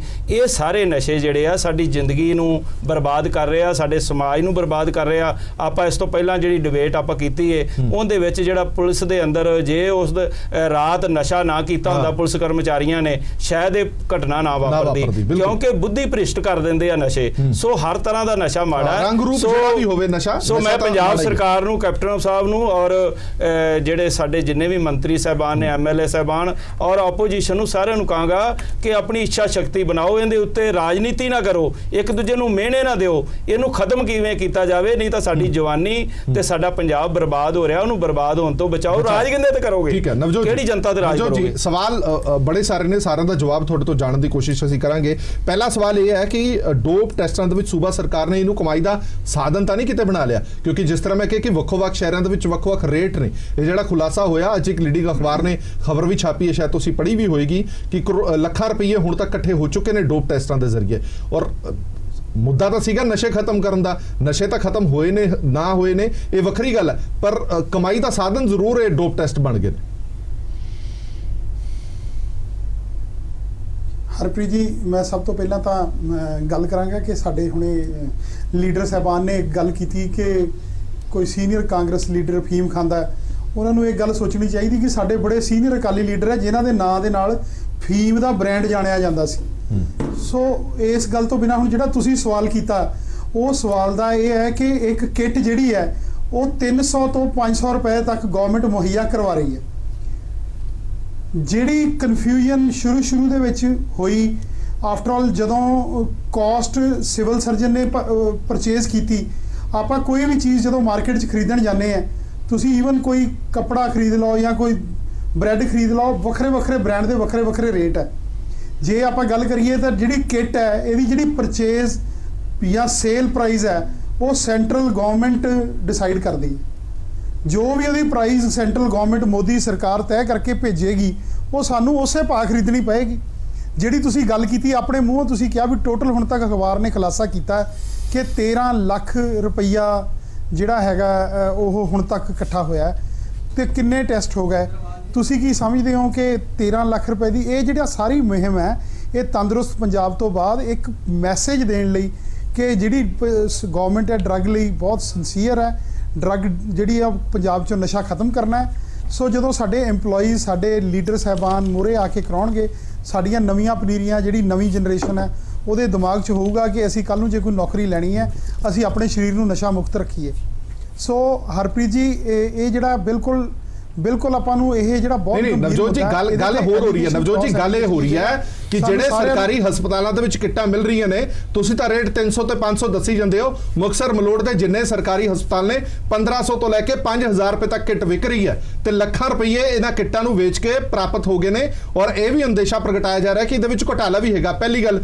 ਦੂਜੀ ਗੱਲ, ਜਿਹੜਾ ਸਵਾਲ ਇਹ ਕੀਤਾ ਜਾ ਰਿਹਾ ਕਿ ਮੁੱਦਾ ਤਾਂ ਸੀਗਾ ਨਸ਼ੇ ਖਤਮ ਕਰਨ ਦਾ, ਜਿਵੇਂ ਪ੍ਰੋਫੈਸਰ ਮਜੀਦ ਨੇ ਕਿਹਾ ਕਿ ਸਰਕਾਰੀ ਮੁਲਾਜ਼ਮਾਂ ਤੇ ਤੁਸੀਂ ਇਹ ਸ਼ੱਕ ਕਰ ਰਹੇ ਹੋ ਕਿ ਨਸ਼ੇੜੀ ਨੇ, ਉਹਨਾਂ ਤੇ ਸਵੈਮਾਨ ਤੇ ਇੱਕ ਵਾਰ ਨਹੀਂ ਹੈਗਾ ਕਿ ਤੁਹਾਡਾ ਡੋਪ ਟੈਸਟ ਕਰਾਇਆ ਜਾਏਗਾ ਕਿਉਂਕਿ ਸਾਨੂੰ ਸ਼ੱਕ ਹੈ ਕਿ ਤੁਸੀਂ ਨਸ਼ਾ ਨਾ ਕਰਦੇ ਹੋਵੋ। ਸਰ, ਜਿਹੜੇ ਸਰਕਾਰੀ ਸਾਡੇ ਮੁਲਾਜ਼ਮ ਨੇ ਉਹ ਸਾਡੇ ਇੱਕ ਆਈਕਨ ਨੇ, ਕਿਉਂਕਿ ਹਰ ਬੰਦਾ ਕੋਈ ਆਪਣੀ ਨੌਕਰੀ ਕਰਨੀ ਚਾਹੁੰਦਾ ਹੈ। ਸਾਡੇ ਜਿਹੜੇ ਸੀਨੀਅਰ ਅਫਸਰ ਸਾਹਿਬਾਨ ਨੇ, ਕੋਈ DSP, ਕੋਈ SP, ਕੋਈ ਥਾਣੇਦਾਰ ਜਾਂ ਕੋਈ ਤਹਿਸੀਲਦਾਰ ਸਾਹਿਬ ਜਾਂ ਸਾਡੇ ਹੋਰ ਜਿਹੜਾ ਮਿਨਿਸਟਰੀਅਲ ਸਟਾਫ ਹੈ, ਇਹ ਸਾਡੇ ਪੰਜਾਬ ਦੇ ਲੋਕਾਂ ਲਈ ਇੱਕ ਆਈਕਨ ਲੀਡਰ ਹੈ। ਅਸੀਂ ਤਾਂ ਉਹਨਾਂ ਲਈ ਇਹ ਇੱਕ ਉਹਨਾਂ ਦੇ ਲਈ ਲੀਡਰਸ਼ਿਪ ਉਹਨਾਂ ਦੇ ਵਿੱਚ ਲਿਆ ਰਹੇ ਹਾਂ ਕਿ ਉਹ ਜਿਹੜੇ ਆਉਣ ਵਾਲੀ ਜਨਰੇਸ਼ਨ ਹੈ ਉਹ ਦੇਖੇ ਕਿ ਸਾਡੇ ਅਫਸਰ ਸਾਹਿਬਾਨ ਉਹਨਾਂ ਲਈ ਰੋਲ ਮਾਡਲ ਬਣ ਜਾਣ। ਇਸ ਕਰਕੇ ਜਿਹੜਾ ਮਤਲਬ ਜਿਹੜੀ ਤੁਸੀਂ ਇਹ ਗੱਲ ਕਰ ਰਹੇ ਹੋ, ਇਹ ਕੋਈ ਥੋਪਿਆ ਨਹੀਂ ਜਾ ਰਿਹਾ। ਆਪਾਂ ਇੱਕ ਰੋਲ ਮਾਡਲ ਸੁਸਾਇਟੀ ਦੇ ਵਿੱਚ ਪੇਸ਼ ਕਰਾਂਗੇ। ਨਹੀਂ ਤੇ ਰੋਲ ਮਾਡਲ ਆਪਣੇ ਸਿਆਸਤਦਾਨਾਂ ਤੋਂ ਸ਼ੁਰੂ ਕਰੋ ਨਾ, ਆਪਣੇ ਵਿਧਾਇਕਾਂ ਤੋਂ ਸ਼ੁਰੂ ਕਰੋ, ਸਾਰਿਆਂ ਤੇ ਕੰਪਲਸਰੀ ਕਰੋ ਕਿ ਉਹ ਕਰਨ। ਜੇ ਤੁਸੀਂ ਸਿਆਸਤਦਾਨਾਂ ਦੀ ਗੱਲ ਕਰਦੇ ਹੋ, ਜੇ ਸਰ ਇਹਦੇ ਲਈ ਵੀ ਮੈਂ ਤੁਹਾਨੂੰ ਗੱਲ ਦੱਸਦਾ, ਜਿਹੜੀ ਹੁਣੇ ਭਾਈ ਸਾਹਿਬ ਨੇ ਪਹਿਲਾਂ ਗੱਲ ਕੀਤੀ ਕਿ ਤ੍ਰਿਪਤ ਰਜਿੰਦਰ ਸਿੰਘ ਬਾਜਵਾ ਜੀ ਨੇ ਕਿਹਾ ਉਹਨਾਂ ਨੂੰ ਜਿਹੜਾ ਕੋਈ ਉਹਦੇ ਲਈ ਕੋਈ ਗਲਤ ਗੱਲ ਨਹੀਂ ਕੀਤੀ, ਕਿਉਂਕਿ ਸਾਨੂੰ ਕੋਈ ਵੀ ਜਦੋਂ ਇਲੈਕਸ਼ਨ ਲੜਨੀ ਉਹਦੇ 'ਚ ਸੰਵਿਧਾਨ ਦਾ ਇੱਕ ਘੇਰਾ ਹੈ। ਸੰਵਿਧਾਨ ਦਾ ਘੇਰਾ ਜਿਹੜਾ ਹੈਗਾ, ਜੇ ਅਸੀਂ ਅੱਜ ਸਰਪੰਚ ਦੀ ਇਲੈਕਸ਼ਨ ਤੇ ਜੇ ਗਵਰਨਮੈਂਟ ਲਾਗੂ ਕਰਦੀ ਹੈ, ਪਰ ਉਹ ਅਸੀਂ ਗਵਰਨਮੈਂਟ ਲਾਗੂ ਨਹੀਂ ਕਰ ਸਕਦੀ ਕਿਉਂਕਿ ਇਹ ਸਾਰਾ ਜਿਹੜੀਆਂ ਟਰਮਸ ਐਂਡ ਕੰਡੀਸ਼ਨ ਹੈ ਸਟੇਟ ਇਲੈਕਸ਼ਨ ਕਮਿਸ਼ਨ ਨੇ ਦੇਣੀ ਹੈ। ਤੇ ਸਟੇਟ ਇਲੈਕਸ਼ਨ ਕਮਿਸ਼ਨ ਨੇ ਜਿਹੜਾ ਪੰਚਾਇਤੀ ਰਾਜ ਇੰਸਟੀਟਿਊਸ਼ਨ ਹੈ, ਉਹ ਜੋ ਇੰਡੀਆ ਦਾ ਇਲੈਕਸ਼ਨ ਕਮਿਸ਼ਨ ਹੈ ਉਹਦੇ ਨਿਰਦੇਸ਼ਾਂ ਤੇ ਦੇਣਾ। ਨਵਜੋਤ ਜੀ ਇਹੋ ਹੀ ਗੱਲ ਕਹਿ ਰਹੇ ਆ ਕਿ ਉਹਦੇ ਤੋਂ ਵਾਪਸ ਇਲੈਕਸ਼ਨ ਕਮਿਸ਼ਨ ਨੂੰ ਸਟੇਟ ਇਲੈਕਸ਼ਨ ਇਹੋ ਹੀ ਗੱਲ ਤਾਂ ਕਹਿ ਰਹੇ ਆ ਕਿ ਹੁਣੇ ਤਾਂ ਮੰਤਰੀ ਸਾਹਿਬ ਨੇ ਬਹੁਤ ਵਧੀਆ ਗੱਲ ਕੀਤੀ, ਫਿਰ ਉਹਨਾਂ ਕੋਲ ਅੱਜ ਸਪਸ਼ਟੀਕਰਨ ਕਿਉਂ ਦਵਾਇਆ ਜਾ ਰਿਹਾ ਹੈ? ਉਹਨਾਂ ਮੰਤਰੀ ਸਾਹਿਬ ਨੇ ਤਾਂ ਵਧੀਆ ਡਿਸੀਜਨ ਲਿਆ, ਉਹਨਾਂ ਨੇ ਕਿਹਾ ਕਿ ਮੈਂ ਮੰਤਰੀ ਮੰਡਲ ਦੇ ਵਿੱਚ ਰੱਖਾਂਗਾ ਮਸਲਾ ਕਿ ਡੋਪ ਟੈਸਟ ਹਰ ਇੱਕ ਦਾ ਲਾਜ਼ਮੀ ਹੋਣਾ ਚਾਹੀਦਾ, ਲੇਕਿਨ ਅੱਜ ਉਹਨਾਂ ਨੂੰ ਸਪਸ਼ਟੀਕਰਨ ਦੇਣਾ ਪੈ ਰਿਹਾ ਮੰਤਰੀ ਸਾਹਿਬ ਨੂੰ। ਮੰਤਰੀ ਸਾਹਿਬ ਨੇ ਹੁਣ ਜਿਹੜਾ ਬਿਆਨ ਦਿੱਤਾ ਬਾਜਵਾ ਸਾਹਿਬ ਨੇ ਉਹਦੇ 'ਚ ਕਿਹਾ ਕਿ ਕੋਈ ਲਾਜ਼ਮੀ ਨਹੀਂ ਹੋਏਗਾ। ਤੁਸੀਂ ਸਾਰੀ ਗੱਲ ਨਹੀਂ ਸਮਝਦੇ। ਜਿਹੜਾ ਉਹਨਾਂ ਨੇ ਐਂਡ 'ਚ ਇਹੀ ਕਿਹਾ ਕਿ ਉਹਨਾਂ ਨੇ ਲਿਖ ਕੇ ਸਟੇਟ ਇਲੈਕਸ਼ਨ ਕਮਿਸ਼ਨ ਨੂੰ ਭੇਜਤਾ ਕਿ ਇਹ ਕੀਤਾ ਜਾਵੇ, ਕਿਉਂਕਿ ਜੋ ਵੀ ਇਹ ਡਿਸੀਜਨ ਲੈਣਾ ਇਹ ਇਲੈਕਸ਼ਨ ਕਮਿਸ਼ਨ ਨੇ ਲੈਣਾ, ਇਹ ਸਰਕਾਰ ਡਿਸੀਜਨ ਨਹੀਂ ਲੈ ਸਕਦੀ ਕਿ ਇਹ ਜਿਹੜਾ ਮੈਂਡੇਟਰੀ ਹੋਊਗਾ, ਕਿਉਂਕਿ ਬਾਅਦ ਦੇ ਵਿੱਚ ਪੋਲੀਟੀਕਲ ਜੀ ਸਟੇਟ ਇਲੈਕਸ਼ਨ ਕਮਿਸ਼ਨ ਸਰਕਾਰ ਤੋਂ ਬਾਹਰ ਕਿਵੇਂ ਹੋ ਸਕਦਾ? ਇਹ ਗੱਲਾਂ ਤਾਂ ਸਾਨੂੰ ਸਾਰਿਆਂ ਨੂੰ ਪਤਾ ਹੀ ਹੈ ਕਿ ਸਰਕਾਰ ਤੇ ਸਟੇਟ ਇਲੈਕਸ਼ਨ ਕਮਿਸ਼ਨ ਇੱਕ ਦੂਜੇ ਤੋਂ ਬਾਹਰ ਨਹੀਂ ਹੋ ਸਕਦੇ। ਚਲੋ ਆਪਾਂ ਇਹਨਾਂ ਗੱਲਾਂ ਵੱਲ ਨਾ ਘੁਮਾਈਏ, ਪਰ ਦੂਜਾ ਸਵਾਲ ਦਾ ਜਵਾਬ ਤੁਸੀਂ ਦਿੱਤਾ ਨਹੀਂ, ਜਿਹੜਾ ਨੀਲ ਗਰਗ ਸਾਹਿਬ ਨੇ ਕਿਹਾ ਕਿ ਜਿਹੜਾ ਪੈਸਾ ਇਕੱਠਾ ਕੀਤਾ ਜਾ ਰਿਹਾ ਹੈ ਕਿੱਟਾਂ ਨੂੰ ਵੇਚ ਕੇ ਰੇਟ ਵੱਖ-ਵੱਖ ਤੈਅ ਕਰਕੇ, ਉਹਦੀ ਜਵਾਬਦੇਹੀ ਕਿਹਦੀ ਹੈ? ਸਰ ਜਿਹੜਾ ਸਟੇਟ ਇਲੈਕਸ਼ਨ ਕਮਿਸ਼ਨ ਹੈ ਉਹ ਇਲੈਕਸ਼ਨ ਕਮਿਸ਼ਨ ਆਫ ਇੰਡੀਆ ਦੇ ਲਈ ਪਰਮਿਸ਼ਨ ਦੇ ਉਹਦੇ ਦਾਇਰੇ 'ਚ ਹੀ ਉਹਨੂੰ ਕੰਮ ਕਰਨਾ ਪੈਣਾ। ਦੂਜੀ ਜਿਹੜੀ ਤੁਸੀਂ ਕਾਸਟ ਦੀ ਗੱਲ ਕਰ ਰਹੇ ਹੋ, ਮੈਂ ਤੁਹਾਨੂੰ ਇਹੀ ਗੱਲ ਕਹਿ ਰਿਹਾ ਕਿ ਜਿਹੜੀ ਵੀ ਕੋਈ ਕਿੱਟ ਦੀ ਮੈਨੂਫੈਕਚਰਿੰਗ ਕਾਸਟ ਹੈ ਉਹ ਹਮੇਸ਼ਾ ਜਿਹੜੀ ਸਾਡੀ ਸੈਂਟਰਲ ਗਵਰਨਮੈਂਟ ਹੈ ਉਹ ਤੈਅ ਕਰਦੀ ਹੈ। ਹੁਣ ਗਵਰਨਮੈਂਟ ਜਿਹੜੀ ਹੈ ਉਹ ਆਪਣੇ ਟੈਂਡਰ ਫਲੋਟ ਕੀਤੇ ਹੈ ਤੇ ਜਿਹੜੀ ਕਾਸਟ ਹੈਗੀ ਉਹ 300 ਤੋਂ 500 ਰੁਪਇਆ ਰਹਿ ਜਾਏਗੀ। ਨਵਜੋਤ ਜੀ ਤੁਸੀਂ ਨਾ ਜਨਤਾ ਕੋਲੋਂ ਇੱਕ ਰੈਂਡਮਲੀ 100-200 ਬੰਦਿਆਂ ਤੋਂ ਸਰਵੇ ਕਰਵਾ ਲਓ ਕਿ ਕਿਹੜਾ ਲੀਡਰ ਕਿਹੜਾ ਨਸ਼ਾ ਕਿੰਨਾ ਲੈਂਦਾ, ਸਾਰਾ ਦੱਸ ਦੇਣਗੇ। ਕਿਸੇ ਟੈਸਟ ਦੀ ਲੋੜ ਨਹੀਂ ਹੈਗੀ। ਕਿਹਨੂੰ ਤੁਸੀਂ ਬੁੱਧੂ ਬਣਾਉਣ ਚੱਲੇ ਹੋਏ ਆ? ਕਿਹੜੇ ਲੀਡਰ ਦੇ ਵਿਰੁੱਧ ਇੱਕ ਡਾਕਟਰ ਜਾਂ ਕੋਈ ਵੀ ਲਿਖ ਦੂਗਾ ਕਿ ਇਹ ਨਸ਼ਾ ਕਰਦਾ, ਉਹਨੇ ਮਰਨਾ, ਉਹਨੂੰ ਚੱਕ ਕੇ ਕਿਤੇ ਮਾਰਨਗੇ ਫਿਰੋਜ਼ਪੁਰ ਜਾਂ ਕਿਤੇ ਹੋਰ ਕਾਲੇ ਪਾਣੀ। ਇਸ ਕਰਕੇ ਤੁਸੀਂ ਇਹ ਤਮਾਸ਼ਾ ਛੱਡ ਦਿਓ। ਤੁਸੀਂ ਜਿਹੜਾ ਕੰਮ ਕਰਨਾ ਨਾ, ਉਹ ਜਿਹੜਾ ਨਸ਼ੇੜੀ ਜਿਹੜੇ ਨੇ ਨਸ਼ੇ ਵੇਚ ਰਹੇ ਆ, ਜਿਹੜੇ ਤਸਕਰ ਆ, ਉਹਨਾਂ ਨੂੰ ਕਿਵੇਂ ਫੜ ਕੇ ਜੇਲ੍ਹਾਂ 'ਚ ਦੇਣਾ, ਜਿਹੜਾ ਤੁਸੀਂ ਵਾਅਦਾ ਕੀਤਾ, ਤੇ ਪੰਜਾਬ ਨੂੰ ਨਸ਼ਾ ਮੁਕਤ ਕਿਵੇਂ ਕਰਨਾ, ਉਹਦੇ ਲਈ ਕੋਈ ਸਲਾਹ ਮਸ਼ਵਰਾ ਕਰੋ। ਹਾਂਜੀ ਗਰਗ ਸਾਹਿਬ, ਫਿਰ ਮੈਂ ਜਾਣਦਾ ਨਵਜੋਤ ਜੀ, ਇਹ ਨਾ ਡੋਪ ਖੇਡਣਾ ਜਿਹੜਾ ਉਹ ਬੰਦ ਕਰ ਦਿਓ। ਅਸਲੀ ਮੁੱਦਾ ਇਹ ਹੈ, ਅੱਜ ਪੰਜਾਬ ਦਾ ਜਿਹੜਾ ਨੌਜਵਾਨ ਹੈ ਓਵਰਡੋਜ਼ ਦੇ ਨਾਲ ਰੋਜ਼ ਅਖਬਾਰਾਂ ਦੇ ਵਿੱਚ ਛਪ ਰਿਹਾ ਕਿ ਨਸ਼ੇ ਦੇ ਨਾਲ ਉਹਨਾਂ ਦੀ ਮੌਤ ਹੋ ਰਹੀ ਹੈ, ਪੰਜਾਬ ਦੀ ਜਵਾਨੀ ਬਰਬਾਦ ਹੋ ਰਹੀ ਹੈ। ਤੁਸੀਂ ਵਾਅਦਾ ਕੀਤਾ ਸੀ ਤੇ ਤੁਸੀਂ ਗੁਰੂ ਦੇ ਵੀ ਦੁਖੀ ਹੋ, ਕਿਉਂਕਿ ਕੈਪਟਨ ਅਮਰਿੰਦਰ ਸਿੰਘ ਜੀ ਨੇ ਬਠਿੰਡਾ ਦੇ ਵਿੱਚ ਗੁਰੂ ਗੁਟਕਾ ਸਾਹਿਬ ਨੂੰ ਹੱਥ ਫੜ ਕੇ ਤਲਵੰਡੀ ਸਾਹਿਬ ਵੱਲ ਮੂੰਹ ਕਰਕੇ ਸਹੁੰ ਚੁੱਕੀ 4 ਹਫ਼ਤਿਆਂ ਦੇ ਵਿੱਚ ਅਸੀਂ ਨਸ਼ਾ ਬੰਦ ਕਰ ਦਿਆਂਗੇ। ਇਹ ਕਿਹੜੀ ਡੋਪ ਦੀ ਗੇਮ ਤੁਸੀਂ ਚਲਾ ਲਈ ਹੈਗੀ ਹੈ? ਡੋਪ ਟੈਸਟ ਹੋਣੇ ਚਾਹੀਦੇ ਉਹਨਾਂ ਵਾਸਤੇ ਜਿਨ੍ਹਾਂ ਦੇ ਕੋਈ ਹਥਿਆਰ ਲੈਣਾ, ਲਾਇਸੈਂਸ ਲੈਣਾ ਹੈਗਾ, ਉਹ ਰਹਿਣ ਦਿਓ ਉੱਥੇ। ਤੁਸੀਂ ਇਹ ਪੰਜਾਬ ਨੂੰ ਇਹਨਾਂ ਮਸਲਿਆਂ 'ਚ ਨਾਲ ਜਾਓ। ਜਿਹੜਾ ਅਸਲੀ ਮੁੱਦਾ ਹੈ ਉਸ ਮੁੱਦੇ ਤੇ ਆਓ। ਅੱਜ ਪੰਜਾਬ ਦੇ ਵਿੱਚ ਨਸ਼ਾ ਇੱਕ ਮੁੱਦਾ ਹੈਗਾ, ਉਸ ਨਸ਼ੇ ਨੂੰ ਖਤਮ ਕਰਨ ਦੇ ਵਾਸਤੇ ਤੁਸੀਂ ਕੀ ਕਰ ਸਕਦੇ ਹੋ, ਕੀ ਕਰ ਰਹੇ ਹੋ, ਤੁਸੀਂ ਉਹਦੇ ਉੱਤੇ ਚਾਨਣਾ ਪਾਓ। ਇਹ ਕਾਸਟ ਨਾ ਸਮਝਾਓ ਸਾਨੂੰ ਕਿ 300 ਦੀ ਤੇ 500 ਦੀ ਕਾਸਟ ਹੈਗੀ ਹੈ। ਸਿੰਘ ਵਲਟੋਹਾ ਤੋਂ ਲੈ ਲਵਾਂ, ਫਿਰ ਮੈਂ ਨਵਜੋਤ ਸਾਹਿਬ ਤੁਹਾਡੇ ਕੋਲ ਵੀ ਆਣਾ। ਮੈਂ ਨਵਜੋਤ ਜੀ 1 ਸੈਕਿੰਡ ਚ ਆਣਾ। ਵਿਰਸਾ ਸਿੰਘ ਵਲਟੋਹਾ ਸਾਹਿਬ, ਹੁਣ ਗੱਲ ਇਹ ਹੈ ਕਿ ਜਿਹੜੇ ਡੋਪ ਦੀ ਗੱਲ ਚੱਲੀ ਹੈ ਤੇ ਆਪਾਂ ਨੂੰ ਜੇ ਡੋਪ ਟੈਸਟ ਕਰਾਉਣਾ ਵੀ ਪੈ ਜੇ, ਤੁਹਾਡੀ ਪਾਰਟੀ ਨੇ ਇਹਦੀ ਮੁਖਾਲਫਤ ਕੀਤੀ ਸੀ ਕਿ ਡੋਪ ਟੈਸਟ ਨਹੀਂ ਹੋਣਾ ਚਾਹੀਦਾ। ਜੇ ਅਸੀਂ ਦੁੱਧ ਦੇ ਧੋਤੇ ਹੋਏ ਆ ਤਾਂ ਸਾਨੂੰ ਡਰ ਕਾਹਦਾ?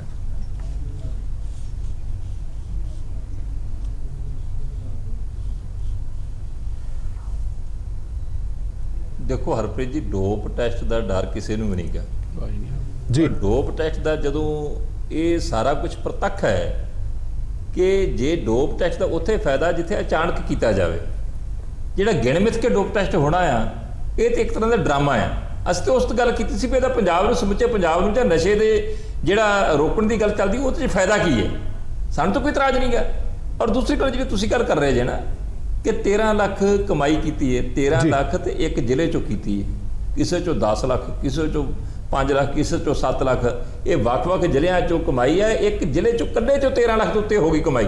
ਇਹ ਕਮਾਈ ਕਰ ਰਹੇ ਨੇ। ਔਰ ਜਿਹੜੀ ਗੱਲ ਕਹਿੰਦੇ ਆ ਕਿ 300 ਤੋਂ 500 ਦੀ ਕਿੱਟ ਹੈ, ਕਿੱਟ ਤੇ ਜਿਸ ਤਰ੍ਹਾਂ ਤੁਸੀਂ ਜ਼ਿਕਰ ਕੀਤਾ ਹੈ ਨਾ, 1500 ਤੋਂ ਲੈ ਕੇ 5000 ਨੂੰ ਪੰਜਾਬ ਦੇ ਵੱਖ-ਵੱਖ ਜ਼ਿਲ੍ਹਿਆਂ 'ਚ ਚੱਲ ਰਹੀ ਹੈ। ਤੇ ਜਿਹੜੀ ਸਭ ਤੋਂ ਵੱਡੀ ਗੱਲ ਜਿਹੜੀ ਹੈਗੀ ਆ ਕਿ ਜਿਹੜਾ ਉਹਨਾਂ ਲੋਕਾਂ ਵਾਸਤੇ ਇੱਕ ਰਿਸ਼ਵਤ ਦਾ ਨਵਾਂ ਮਤਲਬ ਸ਼ੁਰੂ ਕਰ ਦਿੱਤੀ ਕਿ ਉਹ ਜਿਹੜੇ ਡੋਪ ਟੈਸਟ ਦੀ ਰਿਪੋਰਟ ਦੇਣ ਵਾਲੇ ਆ, ਉਹ ਕਮਾਈਆਂ ਵੀ ਕਰੀ ਜਾ ਰਹੇ। ਉਹ ਇਹਦੇ 'ਚੋਂ ਕਮਾਈਆਂ ਵੀ ਕਰਦੇ ਵੀ ਤੈਨੂੰ ਮੈਂ ਤੇਰੇ ਹੱਕ 'ਚ ਤੇਰੀ ਰਿਪੋਰਟ ਦੇ ਦੇਣਾ ਆ, ਲਿਆ ਉਸਲਾ ਮਾਲ ਕਿੰਨਾ ਦੇਣਾ ਹੈ। ਹਾਂਜੀ, ਕਈ ਵਿਚਾਰੇ ਸੱਚੇ ਸੁੱਚੇ ਵੀ ਹੁੰਦੇ ਆ, ਉਹਨਾਂ ਕੋਲ ਉੱਤੋਂ ਮਾਲ ਝਾੜਿਆ ਜਾ ਰਿਹਾ। ਲੋਕ ਲਾਈਨਾਂ 'ਚ ਲੱਗ ਰਹੇ ਨੇ ਜਿਹੜੇ ਜਿਨ੍ਹਾਂ ਨੇ ਲਾਇਸੈਂਸ ਬਣਾਉਣੇ ਆ ਜਾਂ ਜਿਨ੍ਹਾਂ ਨੇ ਰੀਨਿਊ ਕਰਾਉਣੇ ਆ। ਹਾਂ ਉਹਨਾਂ ਦੇ ਵੀ ਲਾਇਸੈਂਸ ਰੀਨੋ ਕਰਾਉਣ ਵਾਲਿਆਂ ਦੀ ਲੋਕ ਲਾਈਨਾਂ 'ਚ ਲੱਗੇ ਨੇ, ਪਰੇਸ਼ਾਨ ਨੇ। ਇਹ ਨਵੀਂ ਪਰੇਸ਼ਾਨੀ ਖੜੀ ਕਰ ਦਿੱਤੀ ਗਈ ਹੈ ਜਿਹਦਾ ਕਿ ਪੰਜਾਬ ਨੂੰ ਜਾਂ ਪੰਜਾਬ ਦੇ ਵਿੱਚੋਂ ਨਸ਼ਾ ਬੰਦ ਕਰਨ ਦੀ ਮੁਹਿੰਮ ਨੂੰ ਕਿਸੇ ਵੀ ਤਰ੍ਹਾਂ ਦਾ ਕੋਈ ਫਾਇਦਾ ਨਹੀਂ। ਅਸੀਂ ਕਹਿੰਦੇ ਕਿ ਉਹ ਕਦਮ ਚੁੱਕੋ ਜਿਹਦੇ ਨਾਲ ਜਿਹੜੀ ਇਹ ਪੰਜਾਬ 'ਚ ਬੁਰਾਈ ਹੈ ਇਹਨੂੰ ਜੜੋਂ ਖਤਮ ਕੀਤਾ ਜਾ ਸਕੇ। ਠੀਕ ਹੈ ਤੇ ਡਰਾਮੇ ਕਰਨ ਦੀ ਨਵਜੋਤ ਜੀ ਇੱਕ ਆਖਰੀ ਸਵਾਲ ਫਿਰ ਆਪਾਂ ਵਾਈਂਡ ਅਪ ਕਰਾਂਗੇ। ਲੱਗੀ ਹੋਈ ਠੀਕ ਹੈ ਬਲਟੋਆ ਸਾਹਿਬ ਤੁਹਾਡੀ ਗੱਲ ਆ ਗਈ। ਨਵਜੋਤ ਜੀ ਸਵਾਲ ਇਹ ਹੈ, ਪ੍ਰੋਫੈਸਰ ਰਣਜੀਤ ਸਿੰਘ ਹੋਰਾਂ ਨੇ ਵੀ ਕੀਤਾ ਕਿ ਸਭ ਨੂੰ ਪਤਾ ਹੁੰਦਾ ਕਿ ਨਸ਼ਾ ਕੌਣ ਕਰਦਾ, ਕਿੱਥੇ ਵਿਕਦਾ, ਕਿਵੇਂ ਵਿਕਦਾ, ਤੁਹਾਡੀ ਇੰਟੈਲੀਜੈਂਸ, ਤੁਹਾਡੀ ਪੁਲਿਸ, ਸਭ ਕੁਝ ਉਹਨਾਂ ਨੂੰ ਪਤਾ ਹੁੰਦਾ, ਸਿਰਫ ਇਹ ਧਿਆਨ ਭਟਕਾਉਣ ਵਾਲਾ ਕੰਮ ਹੋ ਰਿਹਾ ਡੋਪ ਟੈਸਟ ਵਾਲਾ।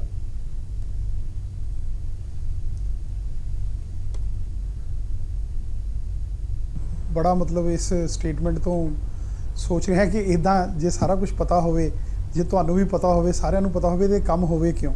ਸੋ ਮਸਲਾ ਜਿਹੜਾ ਹੈਗਾ ਗੰਭੀਰਤਾ ਦਾ ਉਹ ਹੈਗਾ ਡਰੱਗ। ਸੋ ਸਰਕਾਰ ਇੰਨੀ ਗੰਭੀਰਤਾ ਨਾਲ ਸਾਰਾ ਕੁਝ ਕਰ ਰਹੀ ਹੈ ਔਰ ਉਹਦੇ ਰਿਜ਼ਲਟ ਵੀ ਸਾਹਮਣੇ ਆਪਣੇ ਕੋ ਆ ਰਹੇ। ਠੀਕ ਹੈ ਨਵਜੋਤ ਜੀ, ਬਹੁਤ ਬਹੁਤ ਧੰਨਵਾਦ ਇਸ ਪੂਰੀ ਵਿਚਾਰ ਚਰਚਾ 'ਚ ਬਣੇ ਰਹਿਣ ਦੇ ਲਈ। ਸ਼ਾਇਦ ਜਿਹੜੀਆਂ ਤੁਸੀਂ ਗੱਲਾਂ ਕੀਤੀਆਂ ਨੇ ਉਹ ਤੁਹਾਡੇ ਪੁਲਿਸ ਮੁਲਾਜ਼ਮ ਵੀ ਉਹਨਾਂ ਤੇ ਇੰਨ ਬਿੰਨ ਲਾਗੂ ਹੁੰਦੀਆਂ ਤਾਂ ਜੋ ਅੱਜ ਪਟਿਆਲਾ ਦੇ ਵਿੱਚ ਹੋਇਆ ਉਹ ਸ਼ਾਇਦ ਨਾ ਹੁੰਦਾ। ਤੰਦਰੁਸਤ ਪੰਜਾਬ ਦੀ ਤੁਸੀਂ ਗੱਲ ਕਰਦੇ ਹੋ ਜਾਂ ਨਸ਼ਾ ਛਡਾਊ ਕੈਂਪਾਂ ਦੀ ਗੱਲ ਕਰਦੇ ਹੋ ਜਾਂ ਮੁਹਿੰਮ ਦੀ ਗੱਲ ਕਰਦੇ ਹੋ, ਉਹਨਾਂ ਸਾਰਿਆਂ ਦਾ ਅਸਰ ਜੇ ਪੁਲਿਸ ਤੇ ਹੋ ਜਾਵੇ ਤਾਂ ਸ਼ਾਇਦ ਅੱਧੋ ਤੋਂ ਵੱਧ ਜਿਹੜਾ ਅਪਰਾਧ ਹੈ ਉਹ ਵੈਸੇ ਹੀ ਪੰਜਾਬ ਦੇ ਵਿੱਚੋਂ ਖਤਮ ਹੋ ਜਾਏਗਾ। ਦੇਸ਼ ਦੁਨੀਆ ਦੀ ਬਾਕੀ ਖਬਰਾਂ ਲਈ PTC ਦੇ ਨਾਲ ਬਣੇ ਰਹੋ। ਸਾਰੇ ਦਰਸ਼ਕਾਂ ਦਾ ਔਰ ਸਾਰੇ ਮਹਿਮਾਨਾਂ ਦਾ ਬਹੁਤ ਬਹੁਤ ਧੰਨਵਾਦ।